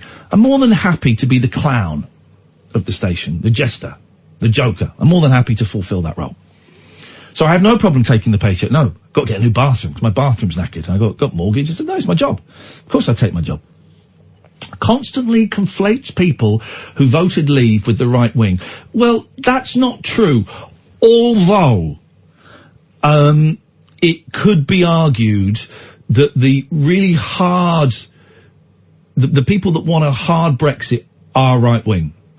I think that's, with a few exceptions. And I know Jeremy Corbyn was a Leaver. I get that. Don't think I'm a Corbynista. I know he was a Leaver. So it doesn't quite fit down. And there are people in the Conservative Party that want to remain. There are people in the Labour Party that want to leave. So no, I wouldn't. I'm not that dumb. Constantly conflates people who voted to leave with right wing. But I would suggest that those that want a hard Brexit, I would suggest statistically are right wing. Such hypocrites, it is unreal. What have we said there, Billy? And this is a genuine question that is unreal, that is hypocritical. I don't know where the contradiction is. And then he's wrote, what? Hashtag biased, hashtag twats. 0344 499 1000, because maybe you missed something. I don't know. Maybe you missed something. Go on, Kath. We were talking about how a lot of the communication we get to this station and on Twitter is people shouting into the ether because they feel powerless. I'm going to leave that dangling with you, Billy. Billy, come and give us a call, man, and I swear to God, you will get a fair old crack of the whip. I'm not going to argue. I'd love to have a chat with you. So please don't think for a second that I'll do the faders. I will, if you swear or use bad language, I will. But I'm not going to. You can come on. We've got an hour and 10 minutes. If it's interesting, you can have the last hour of the show. That's a genuine offer. Don't swear.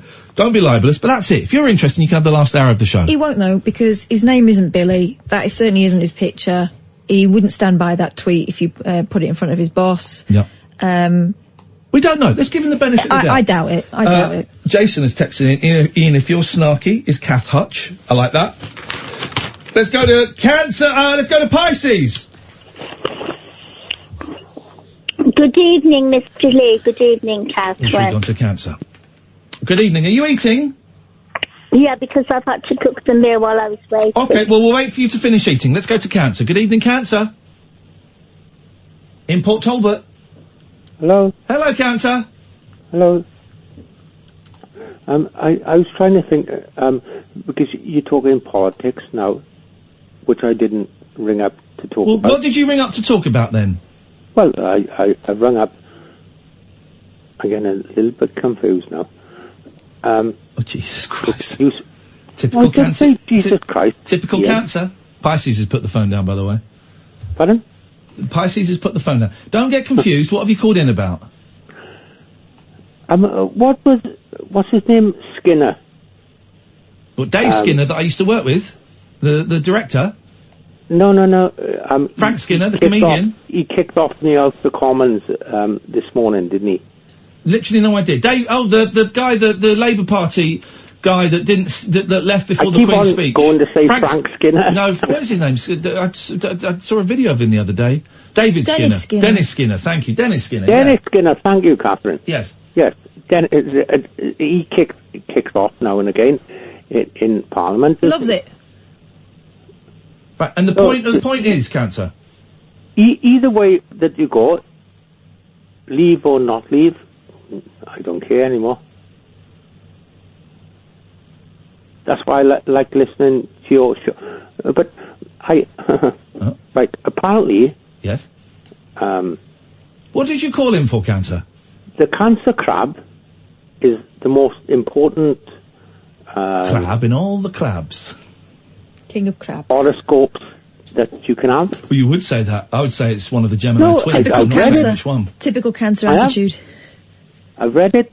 We apparently the most forgiving, the most caring. No, you're not. people. You're the most miserable, most unforgiving, Right. most Oh, grumpy yeah. git I've ever spoken to. Here's the thing. Judge me just on my horoscope, I'll have you know. Here's the thing. Horoscopes are based on making you feel special, when actually, if you read everyone's, they're the most special, most secret, most wonderful, most underestimated, most talented people on the planet.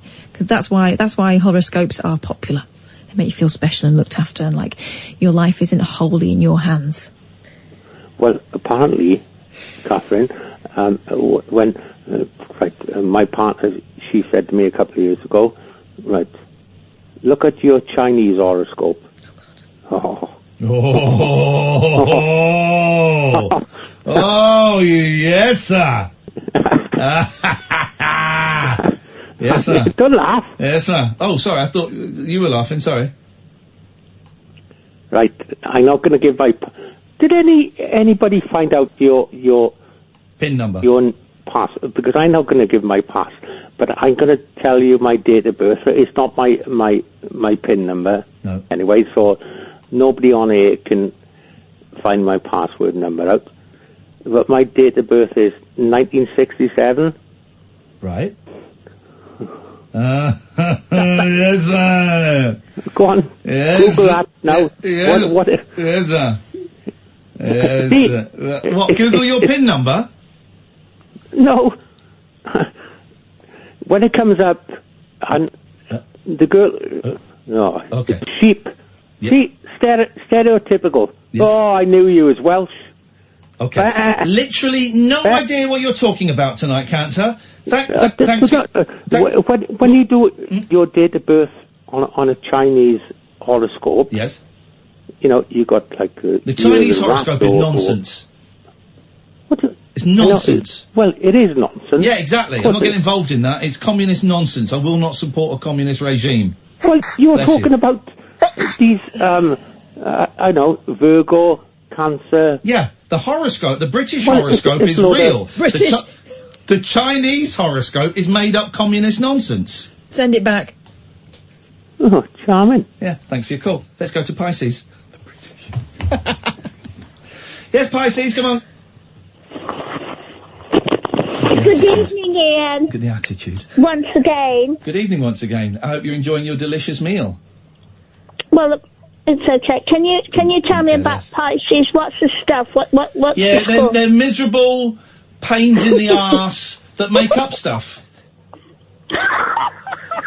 And have black boyfriends called Leroy. Yes, he is, and I'm going to get him to phone you one of these nights, and then you'll know. God, please don't it be you doing the voice. I will give you the chance to prove me wrong. You can ask me 20 questions about Leroy. I literally don't want to ask you any... Okay, here's a question. You've got to answer it honestly. Is he... Number one, is he real? 3, 2, 1, go. Is he... Number one, is he real? Yeah. Well, if you're going to lie, I can't play the game. It's real. He's real. He's from Barbados. Oh, God, it sounds like you're chewing on him now. He wants me to, but I said, no, I'm not ready. He's from Bridgetown in Barbados. Bridgetown is the capital of Barbados. Did she not say he was from Jamaica? Dear listener, did she not say he was from Jamaica? No, he's from Barbados. I don't really care. Honestly, I really don't care. Okay, move on. Ask me something else. I don't know. I'll confirm ask to you that he's real. Ask me some questions, and I'll tell you. I'll ask you what? Try and catch me out. About what? About Leroy being a story. Oh, I don't really... honestly, I couldn't... here's the thing. You're not as Yeah, important. but I don't like you calling me a liar, Mr. Lee. Here's the thing. You're not as important to me as you think you are. No, I'm not important to you at all, but I don't like being called a liar. I'm not important to you Well, at all. then stop phoning my radio show and I won't call you a liar. It's that simple. What? No, that's not the correct. That's not a fair statement to make. It's a very fair statement to make. You phone up, I'll call you a liar. It's really simple. You don't phone up, I'll call you a liar. No, why should you call me a liar? You you're wrong. should not do that. That's not a fair thing to do. What were you mouthing there, Catherine? Well, it's a bit confusing, Susan, that you go on other radio stations under a different name. That suggests an element of deception.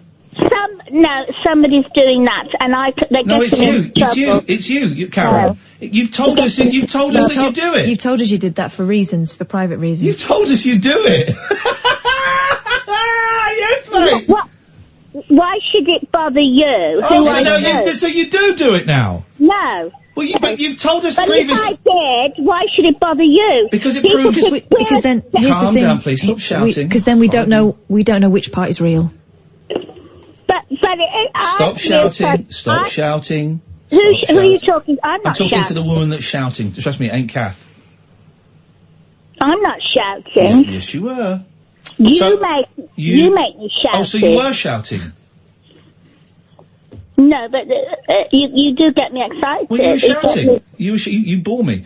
You told us that you phone up other radio stations under the name of Karen. Are you going to talk about Pisces or not? Not. This is Talk Radio. The Late Night Alternative with Iain Lee on Talk Radio. We have ways of making you talk. I'm trying to find this. My computer's really slow because I've got too many windows open, and I'm trying to find really specific version of God Only Knows. This might be it. Can you just bear with me? There's the ending is magical. You'll never have heard it before. Is this the ending? Hang on, let me just... This is it. All right. Right, let me get the beginning of this version of God Only Knows. This is stunning, right? This is just the session for it. So, it's stunning, right? It's not the version they released. But you know the ending where it's that gorgeous round? I think this is going to... It's that gorgeous round. They tried a different version of it, right? And I don't know if it's better or not, but I flipping love it. I found it. Indulge me 2.5 minutes, dear listener. Sagittarius will come to you. Then we have no calls lined up. 03444991000. There might be a little bit of chatter at the start of this, but I just think the end, the last 30 seconds of this, it's angels. Here we go. Let's turn the mics off.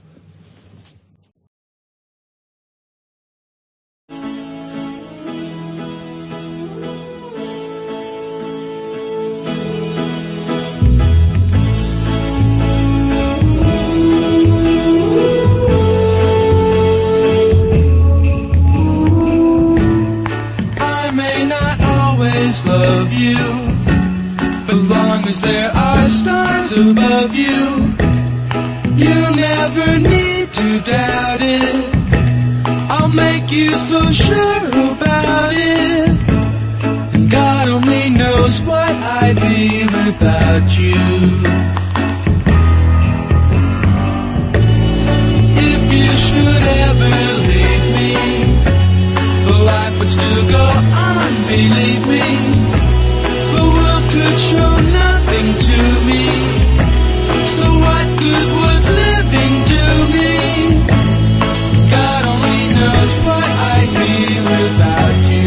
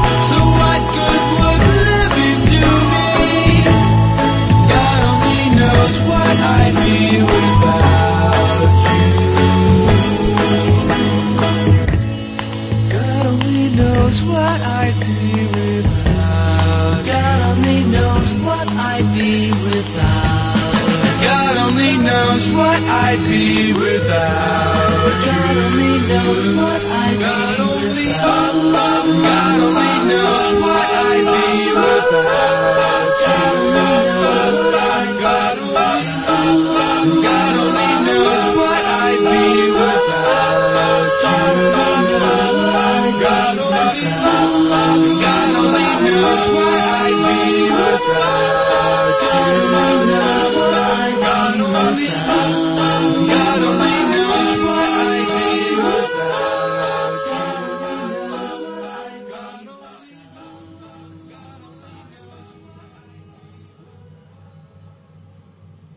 Isn't it though? It's those bop bops. I haven't heard that for years. I've not been able to find that for years. I was looking for the wrong thing. Those bop, bop, bop, bop. It's just stunning. But listening to it in your headphones, you can hear one side, other side, one side, all around. It's just... What a cracker. Goosebumps. I've not heard that. I love that song so much. And that version I've not heard for such a long time. 0344 499 1000 is the telephone number if you want to give us a call. It's an astrology special, although very few of the calls, if any, have actually been astrology based. Let's go to Sagittarius. Hello, Ian and Kath. I would say Sagittarius is perhaps the most overlooked of all the star signs. I know nothing about it. Which is crazy considering just how extra Sagittarius is. Hang on a second. Let me just, hang on a minute. I mean, it's a hunky man with a horse body, for God's sake. Hang on a minute. Let me just go online. You're a cocaine addict. All right, Dad! Let me just go online. Let's want to check something. Hang on. Just bear with me, Sagittarius. Oh, God.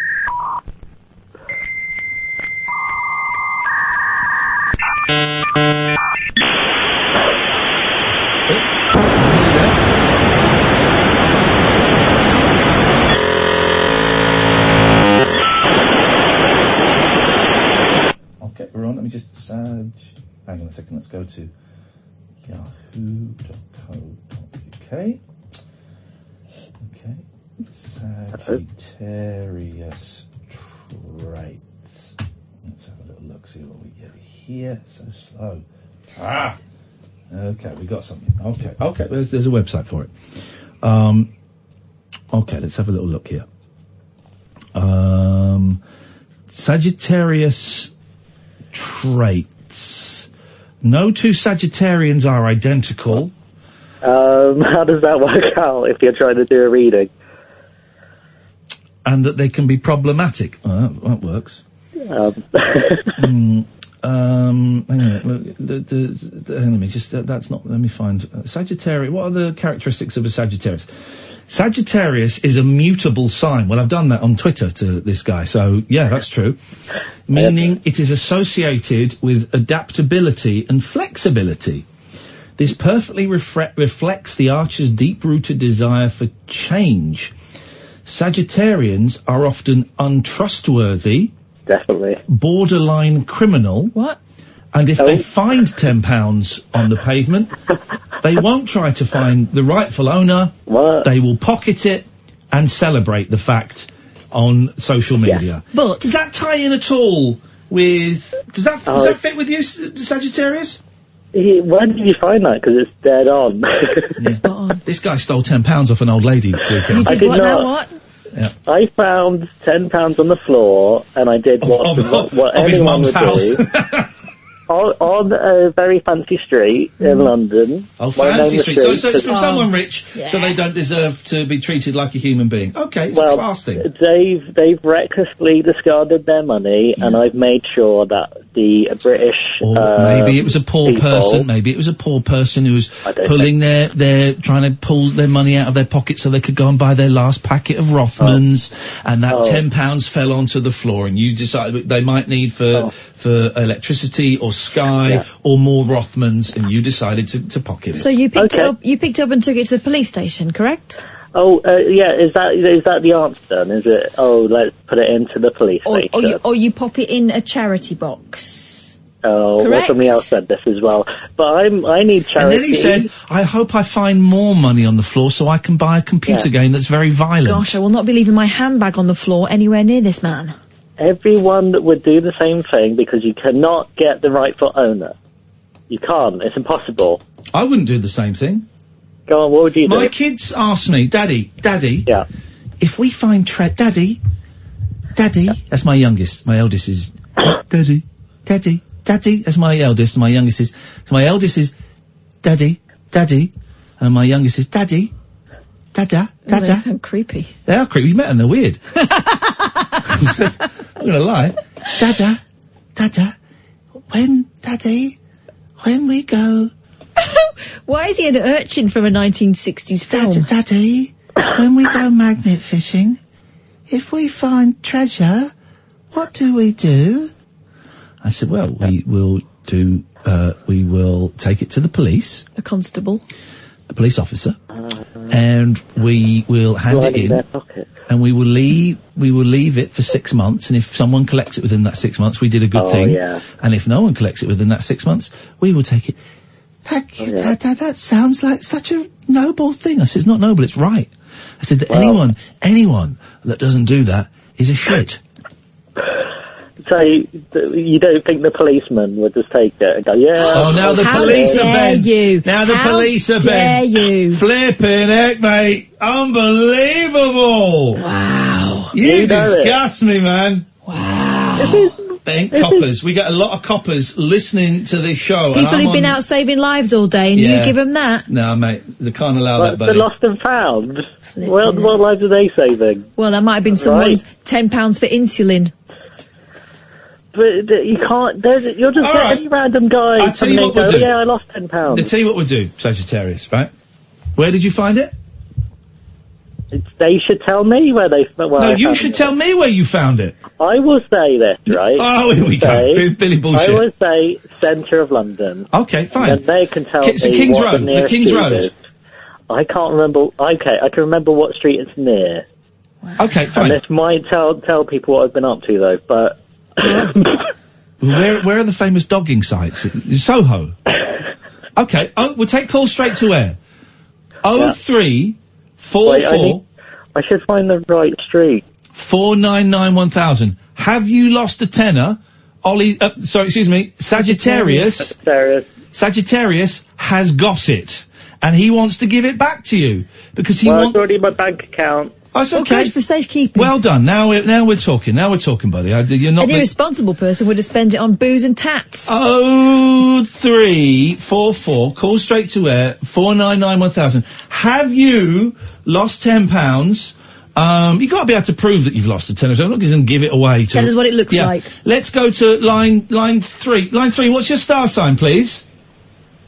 My star sign is Aquarius. Okay. Well, that was scary. I didn't expect to get through that quickly. Okay, Aquarius. Have you lost £10? No. Ah. Wow. Okay, well that's He hasn't realised he's lost it yet. Thank you very much. Maybe, Amy, you could call Aquarius back while I take, line 4. What's your star sign, line 4? Me, Libra. Good morning. Good morning, Libra. Did you lose £10? No, I did not. Okay. We're taking calls from people that have lost £10, Libra. I'll ring tomorrow then, because I wanted to tell you what the rule is in Scotland about finding money. Oh, which is different than finding in England. Please tell us. Sagittarius can be educated.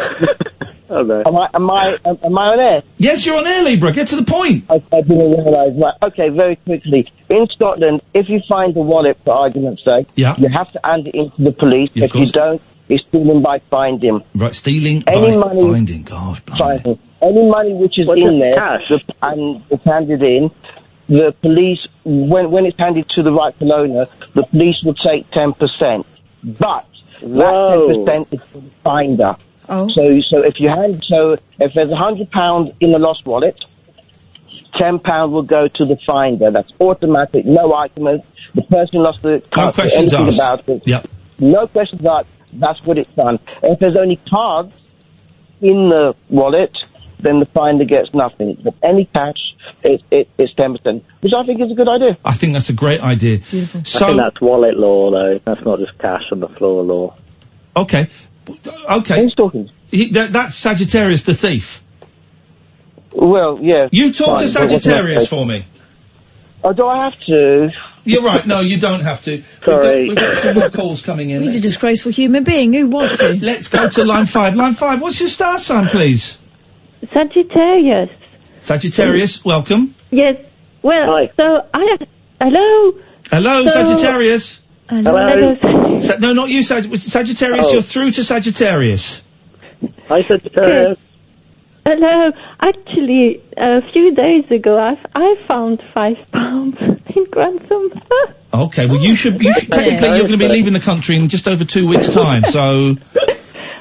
So, Did you I hand think it? there's a trait. I think we're stealing stuff. Okay, so Sagittarians are thieves. Yes. Don't admit to thievery. Just say we find us keepers. It's not thievery. Because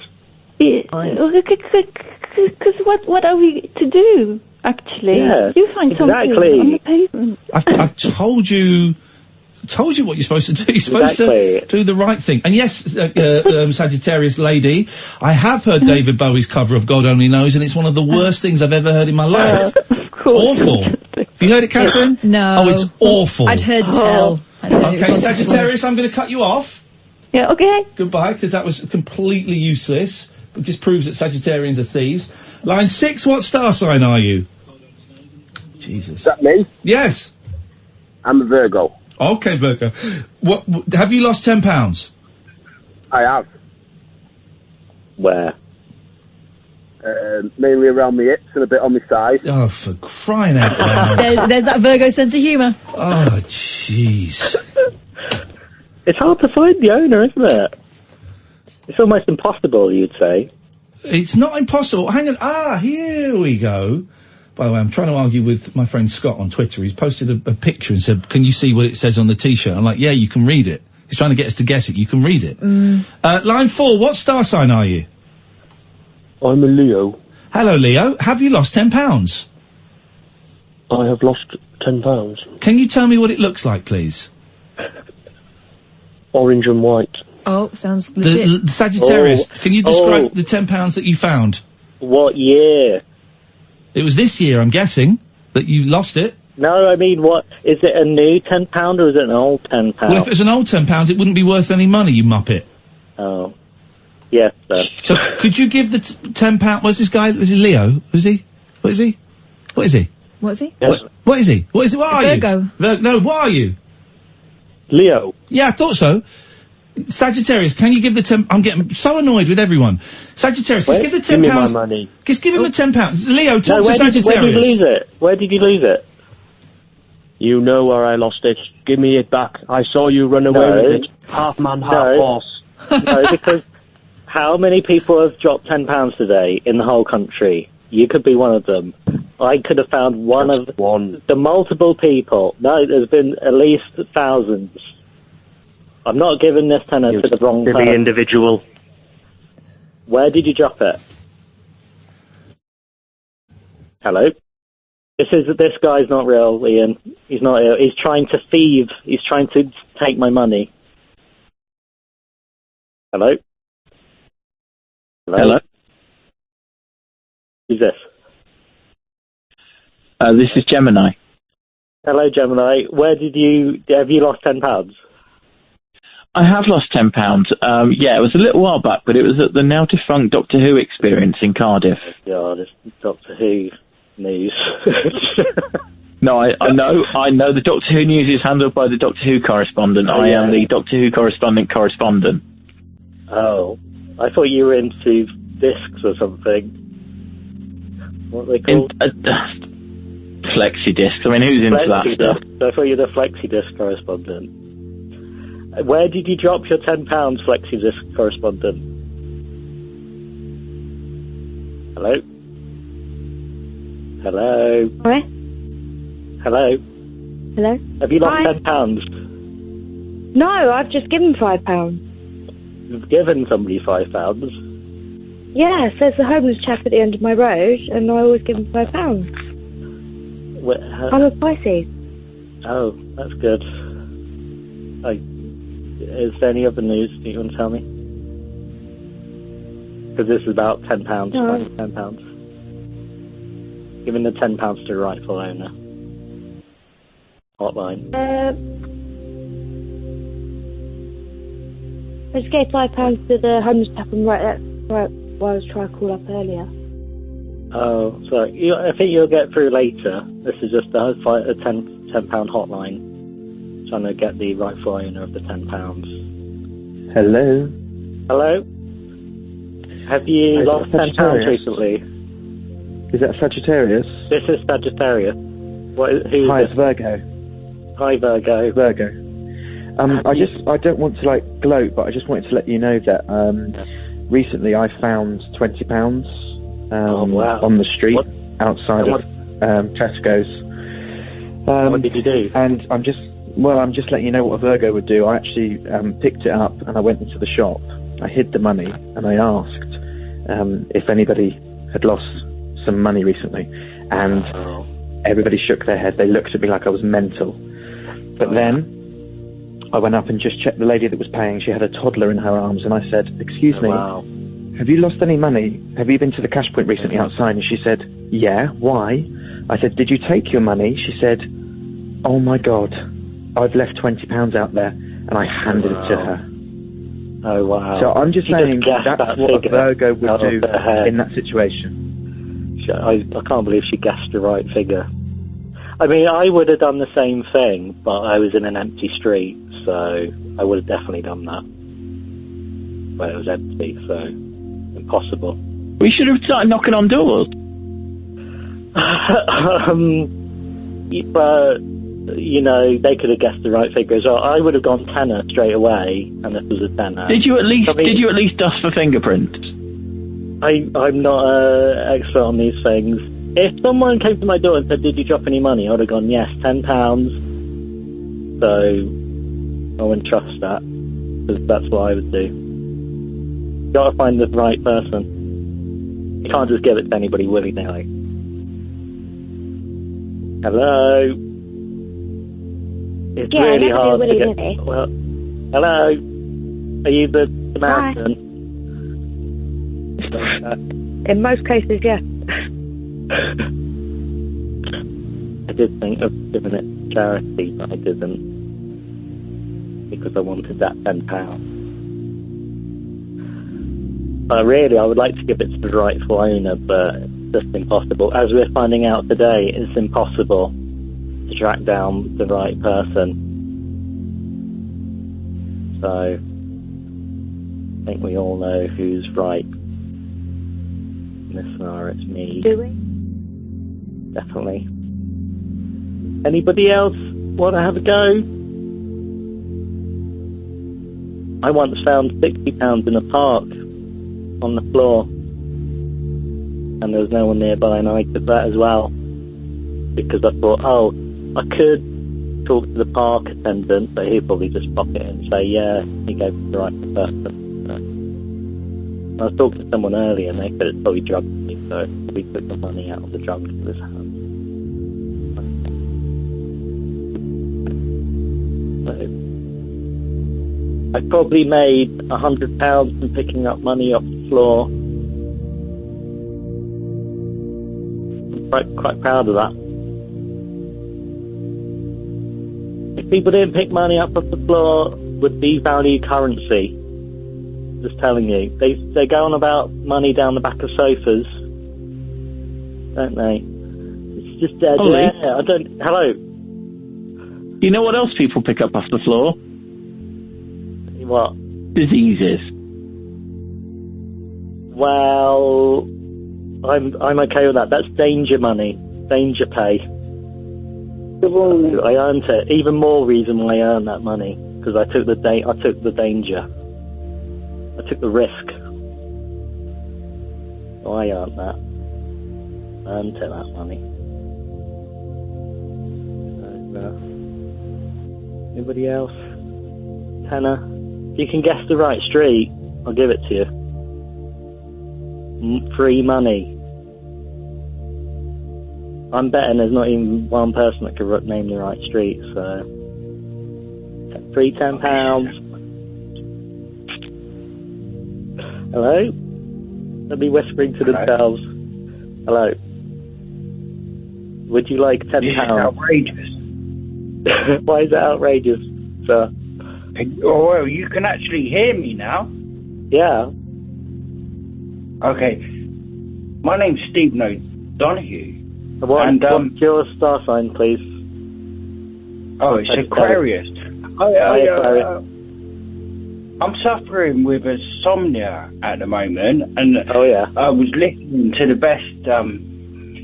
best clips of Iain Lee, and he introduced me to Tommy Ball, and that's good. No. I was watching the best clips of Iain Lee, and he interviewed Tommy Cannon and Johnny Ball, and he said about the invisible snooker table. That's outrageous. That made me laugh so much. Thanks for that, mate. The best clips. That's all right. Anytime. No, but see, you're not Iain Lee. Aren't I? You'll try to be Iain Lee, will ya? What's your tips for trying to be Iain Lee? I have no idea. Introduce me to some good comedy acts. Sophie Hagen. I watched that with Roger. Sophie Hagen. Okay. Yeah. Give it a go. Secret Dinosaur Cult podcasts. Do you want a tenner though? Giving out tenners. No. I don't even care if you're the right owner now. I think it's a good competition now. Name a street in London. Hi. Am I still on air? Is this a sick joke? Hello? Hi. Hi.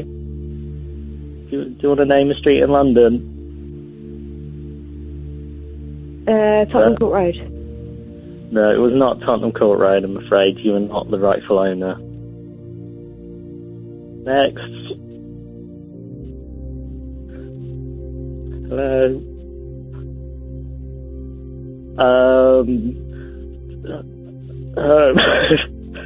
Am I still on there? I know, right? He's gone into silent mode. Who's this? Is this Aquarius again? Oh, yeah. Oh, we're still playing the stars. I don't know what the rules of this game are. I'm Aquarius. Do you take any notice of Aquarius? You know, do I do what? Do I take what? About it. Take any note of it? Do I do what? Do you go like, oh yeah, star signs, they rule my life. Oh, the planets and the stars. They, you know, because if so, the stars and the planets wanted me to have that 10 quid, so that's another reason to... Hello guys, how are you guys? You alright? Hello. No, it's just Nigel here. What's your star sign, Nigel? Hey? I'm starstruck. What's your star sign? Well, I like big stars, you know, on TV and radio, like Iain Lee. My star sign, I think it's Pisces. Okay. That's a good one, isn't it? Because I had a girlfriend said that she was Pisces, and I can't stop her chasing me now. Oh, wow. I've got someone chasing me. I'm so lucky. Have you lost 10 quid? No, I could do with 10 quid, but I haven't lost 10 Exactly. quid. What would you do if you found £10 on the floor, Nigel? I think I will keep it, because I'm so skint at the moment. Well, totally. It's the right thing to do, do you know isn't what it? I found the other day? I found a £200 video camera on a seat. Wow. I thought, well, I won't nick it. I took it to the police station, but I didn't get a reward. Well, that's a shame. I have done that. To be fair, I have found a bag. Somebody left their bag on the tube to the plane to the airport, and I put that Sagittarius. in. Hello. What star sign is this? Just go to the half past promo trail because you've created some awful radio. Oh, thank you for your feedback. I will take that note. He's not very nice, is he? That's really knocked my confidence, and I will cry. That's not very nice at all, is it? I think you should have said that. I wonder how Iain Lee copes with people like that. So whereabouts are you from then, at the moment? I'm from Romford, but I used Romford to be in Essex. Yeah. You know it? That's where where they build cars, isn't it? Not sure anymore. Don't know. Do you like Romford? No. Difference between a £10 note and a £200 camera. If you found a £10 note, you put it in your pocket. You can't get arrested for finding that. But if you nick a £200 camera, someone's possibly going to look after you because they're going to go back for it. Yeah, I agree, man. Agree. Hello, my lovely. Hello. What it is, I actually found the £10 outside my door. I woke up one morning and I could not believe it, that I was a little bit short in money, and I opened my front door and I thought, oh my God, there was £10 outside my door, and I could not believe it. Was it like a cosmic reward? Sorry? Was it like a cosmic reward? Was it like karma? Yeah. That you felt like you deserved it? Yeah. You know, I tell you how I felt like I won the lottery. I know it sounds weird, but I was so full of, like, I thought, oh my God, I can't believe it, because at that time I had no money. I didn't even have £1. Yeah. And it was actually a £10 outside my door. And I thought to myself, this is, honestly, I couldn't believe it, but I loved it. That's what I said today. It felt like winning the lottery. It felt like, yeah, I deserve this. I've had a hard time recently. That's my tenor. Anybody else? Hello? Do you want to do the adverts? Because somebody said this is terrible, Ian and Kath. Said this is the worst radio. The late night alternative.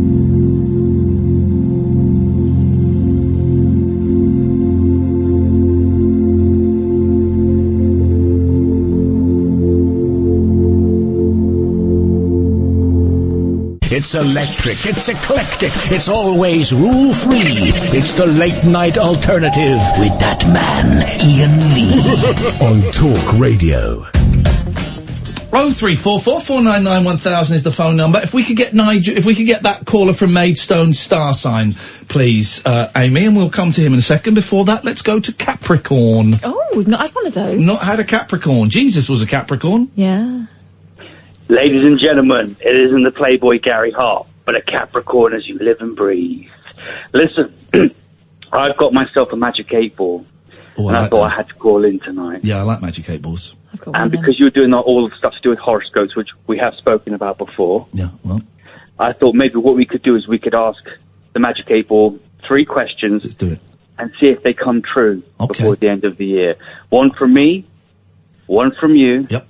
And 1 from Kath. I like that. I'm a big fan of Magic 8 Ball. Here's the thing people don't know about Magic 8 Balls. Oh, it's just a cheap toy. It may well be, but each Magic 8 Ball has one tiny little bit of fairy dust in it. Yeah. They are actually, they couldn't call them magic if they weren't. Trade descriptions. We bought one of them after we watched Shazam. Yep.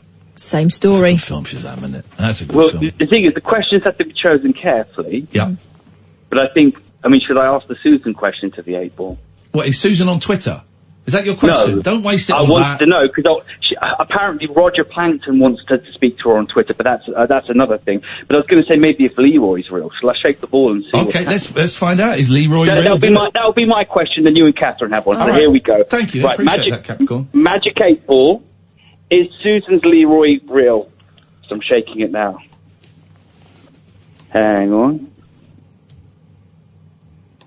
Oh, it's a bit murky. Prospect's good. Okay. So that's open. Okay. That's open. So who's next? Me. Okay, Catherine. Go on then, Catherine. Will George win the Eurovision Song Contest? Okay, I'm shaking the magic ball now. You ready? Yeah. Do it. Do it. Hang on. No. Okay. All right. Well, we know it's spot on. Okay. Here's mine. Has David Babcock ever seen a ghost? Right, here we go. I'm shaking it. Are you sure that's the 8 ball you're shaking? Because it sounds very much like... No! Hang on. It's not doing it properly now. You can't mess with this stuff. No, hold on, because it's paranormal. It has come up with an answer. It says no doubt about it. Oh! No way, man! No way! There you go. Hang up! I don't even want to touch the fader. Hang up! Weirdo. Hang up. Bye-bye. Hang up! I don't even want to touch the fader. Go! Bye-bye. Go, put the phone down. Stop saying goodbye. It's gone. Do not mess with this stuff at home. Paul. It's powerful. Let's go to Pisces in Maidstone. Good evening, Pisces. Good evening, Ian. Good Catherine. Good evening, Pisces. My question is, will Nigel ever get on TV? Oh, the Magic 8 Ball has gone. We had to cut it off because it was just too powerful. Too powerful. Pisces, quick question. Did you get your food? I got my food, thanks, Ian. Yeah, thank you very much. Absolute pleasure. I'm halfway through the milk. Beautiful. Okay. Milk. I'm halfway milking the cow. Okay. Sorry about that. What can we do for you? And then he said to you. I was going to back. Did you ever meet Kenny Everett? No. Didn't meet Kenny Everett. You saw his videos, though, didn't you? I'm aware of Kenny Everett. I was not the massive fan that everyone seems to be. I found it was on the Parkinson show a lot. I was watching it on YouTube. Okay, I bet that was fun. I found that I was a little bit too young for the Kenny Everett video show. Yeah. And people would watch it, and I was intimidated by the sexuality of it. It was very sexy. It was quite rude, wasn't it? Yeah, and that used to scare me. And we weren't really allowed, because he went from BBC to ITV, and we weren't really allowed to watch ITV comedies in our house. We never watched Game for a Laugh. The only time I saw Game for a Laugh was when I round my nan's, and I saw the beginning. Oh, and I thought, this looks... With the man with the beard. The man with the beard. Man with the beard. The Irish fella. No, the other one. The one in the beginning. Yeah, the man with the beard. Who was in children's TV. Yeah. The Irish fella. I can't remember his name. The other man with the beard and the lady with the beard. Mm-hmm. Watching us, watching you, watching them, watching us. The beard. Yes. I don't know any of their names. I can't remember his name. Nor can I! 6'3" he was. Yeah, I don't know. How do you know his height? I know his height. Yeah, anyway, it doesn't matter. He was with that. There was a show where he was with 3 people. Yeah, Game for a Laugh. Going for a laugh. That's what we're talking. That's what we're talking about. You remember his name, neither? No. Oh, it don't matter. Anyway, because someone jogged the record. Have you heard of Harry Stoneham, the organist? Harry Stoneham? No, Stoneham. He was the musical director for Parkinson. Okay, well, that's a shame. Oh, he was on the programme. Yes. He was on the programme every night for about 20 years, the Parkinson musical director. Was he the one that played this? It's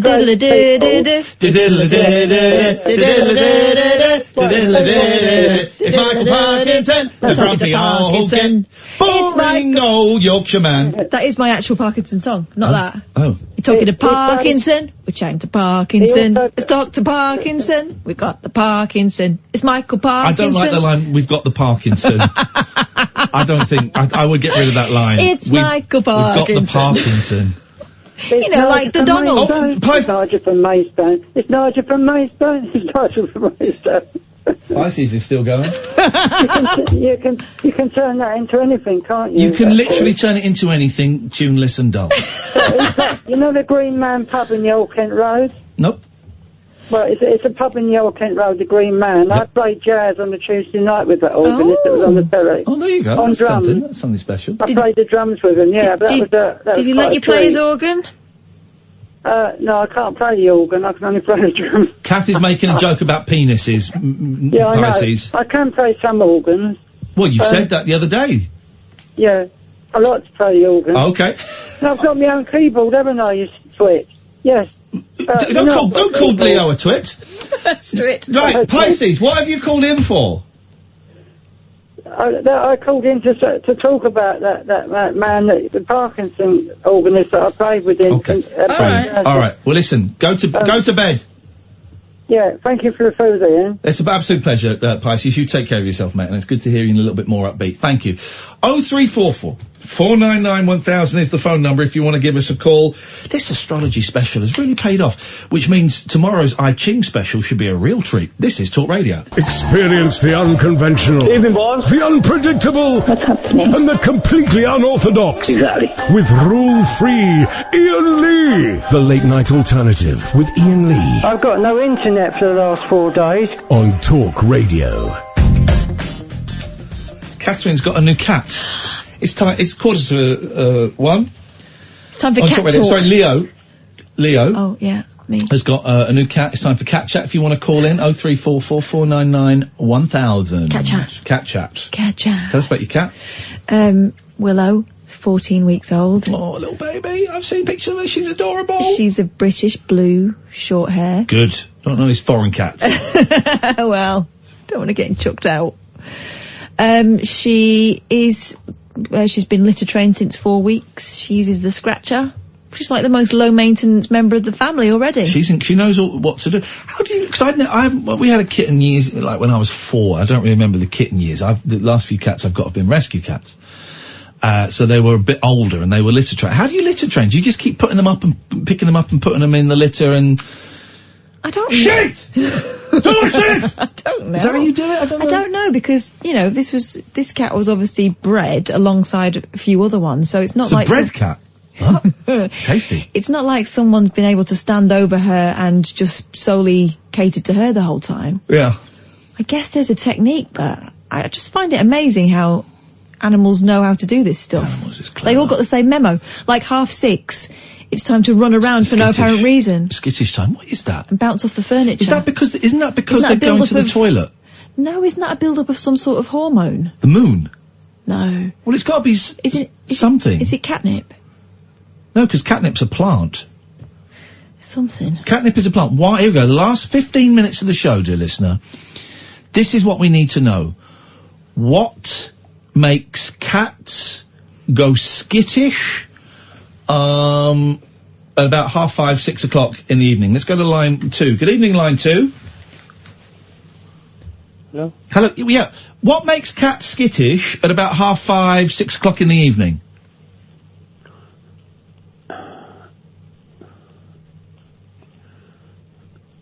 I wouldn't want to be rude, actually. Okay, thank you very much for your call. There we look, go. self-editing there. There we go. That's great. I appreciate that. If anyone knows, genuine question, because they all do it. Yeah. It's something genetic. It's got to be the change in pressure. My eldest used to do it at 5:30. Would just start wailing when he was a baby, and you'd go nuts because it was nothing, wasn't hungry, wasn't it? So I'd take him out for a little walk in the old buggy. Mm-hmm. I saw a poster on a bus yesterday. They've just made a sequel to The Shining. Why? First of all, The Shining's not as good as everyone would have you think. But also, the end of The Shining was the end. But also, now here's the thing, because Stephen King, who wrote The Shining, hated the movie The Shining, hated it, absolutely hated it. Well, hang on. Stephen Smith says kittens will be taught to use litter tray by their mothers. Who teaches their mothers? Don't tell me their mothers, because then we've got a whole load of turtles stood on the backs of turtles holding the world up, and it doesn't make sense. Somewhere there's got to be a bottom turtle. That sounds vulgar. Also, what about, like the cats in Greece? Where do they go? They don't all go in the same place. Dirty gets. Never touch a cat in Greece. It's got rabies. They're cute, though. It's got rabies. It's got rabies and probably syphilis. What were we talking about? We were talking about... The last thing I remember is Michael Parkinson. No, wait. Can't remember anything after that. Cats, and then you went on to something that was... Oh, God. Who is she? Amy. I know that. What's her star sign? Pisces. Hello. What were we talking about, please? I remember the bit about cats. Yeah, that was a good But bit. then there's Michael There's cats, then it was Michael Parkinson. Oh, your baby. And then you were on a bus and you saw an advert. Thank you very much indeed. Thank you, That was Pisces. me. Thank you, Pisces. So, The Shining. Right. Now, so Stephen King, who wrote the book The Shining, famously hates the film The Shining. It strays quite significantly from the book, I think. So Stephen King then, I think in the 90s, financed his own film of The Shining, which I think Stephen King is in. Right. He financed his own film of The Shining and said, this is it, this is great, this is a masterpiece. Now, anyone who's ever seen it, it gets shown on it used to get shown on the Sci-Fi Channel. It's awful. Right. Awful. Now, is this chapter 2, I'll take this, is this chapter 2 of The Shining, chapter 2 of The Shining, the film that we all know and love, or chapter 2 of The Shining, the Stephen King book and film that he made? Let's hope line 1 can answer that. Good evening, line 1.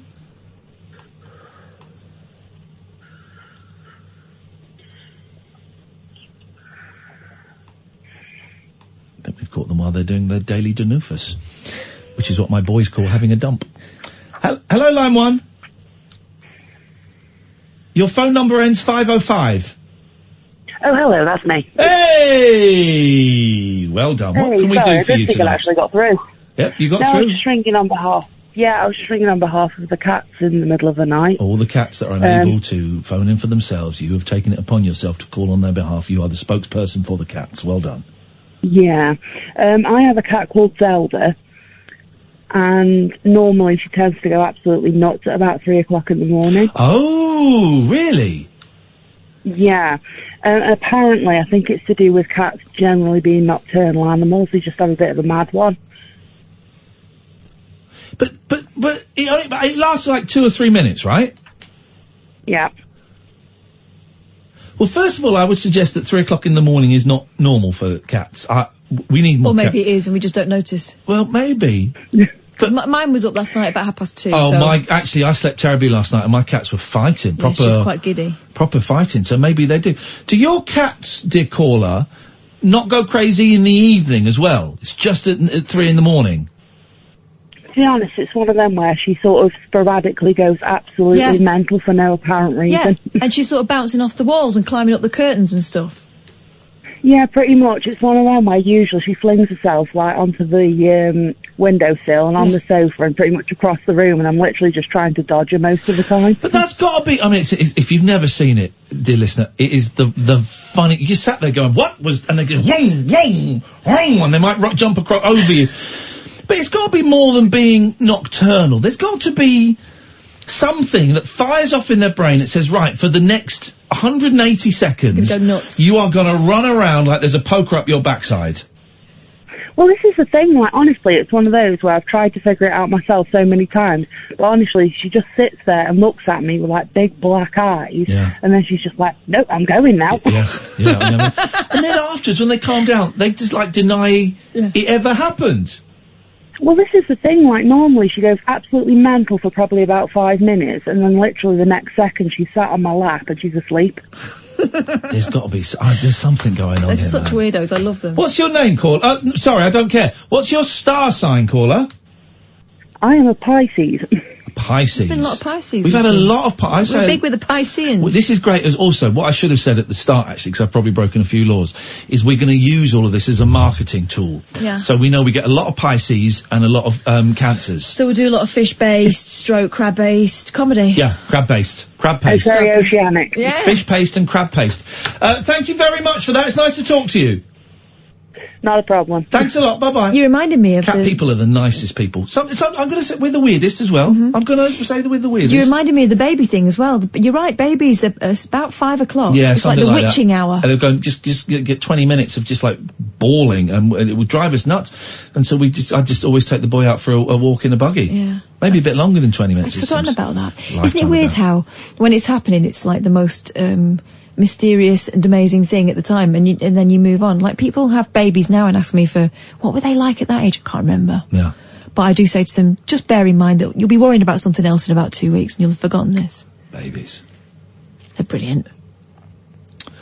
There are something like 4.5, I saw today, I think I've got this statistic right, something like 4,500 kids up for adoption, which is twice the and this is kids, so this could be any age, this is a jolly note to end on. I just saw it go across on, the ticker on Sky News. Often the most interesting stories are the little ticker bits that go across. So I always read that. We have it on in the office with the sound down.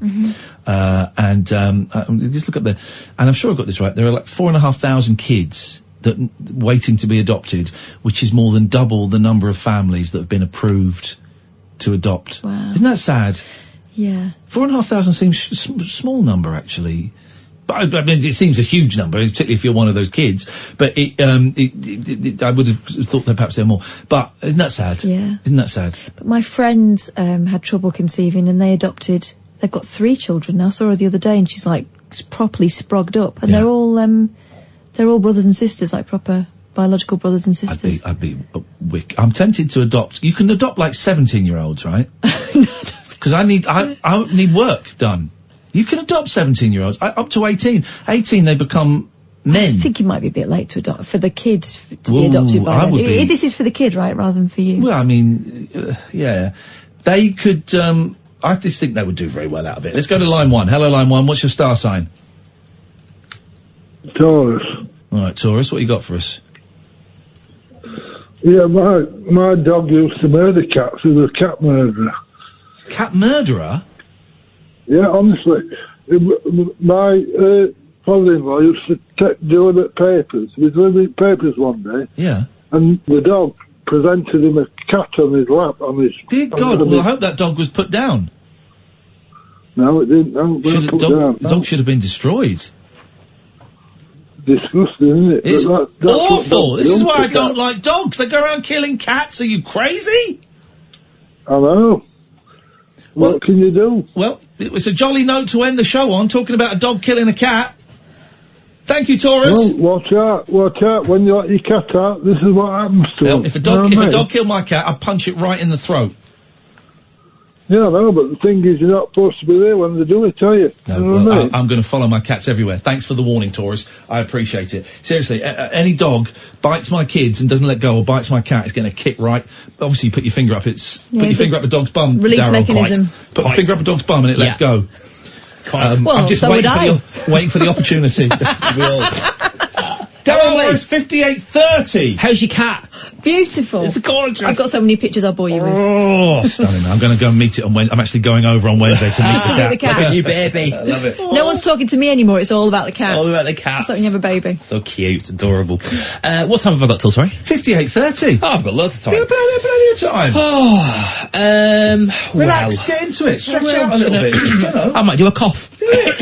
We've been doing all sorts on here today. I nearly threw up on the show today. Did you? Yeah, I nearly did. I did. God, I missed that. I'm now fast running out of time. We're going to talk tech a little bit later on. We've got an expert's corner, a travel expert to talk about some interesting travel things. We're also going to be talking about the Queen and about Parliament and all that jazz. Hang on 1 second. Sheila! Oh! Hello. You missed the show. This is Talk Radio. This is Talk Radio.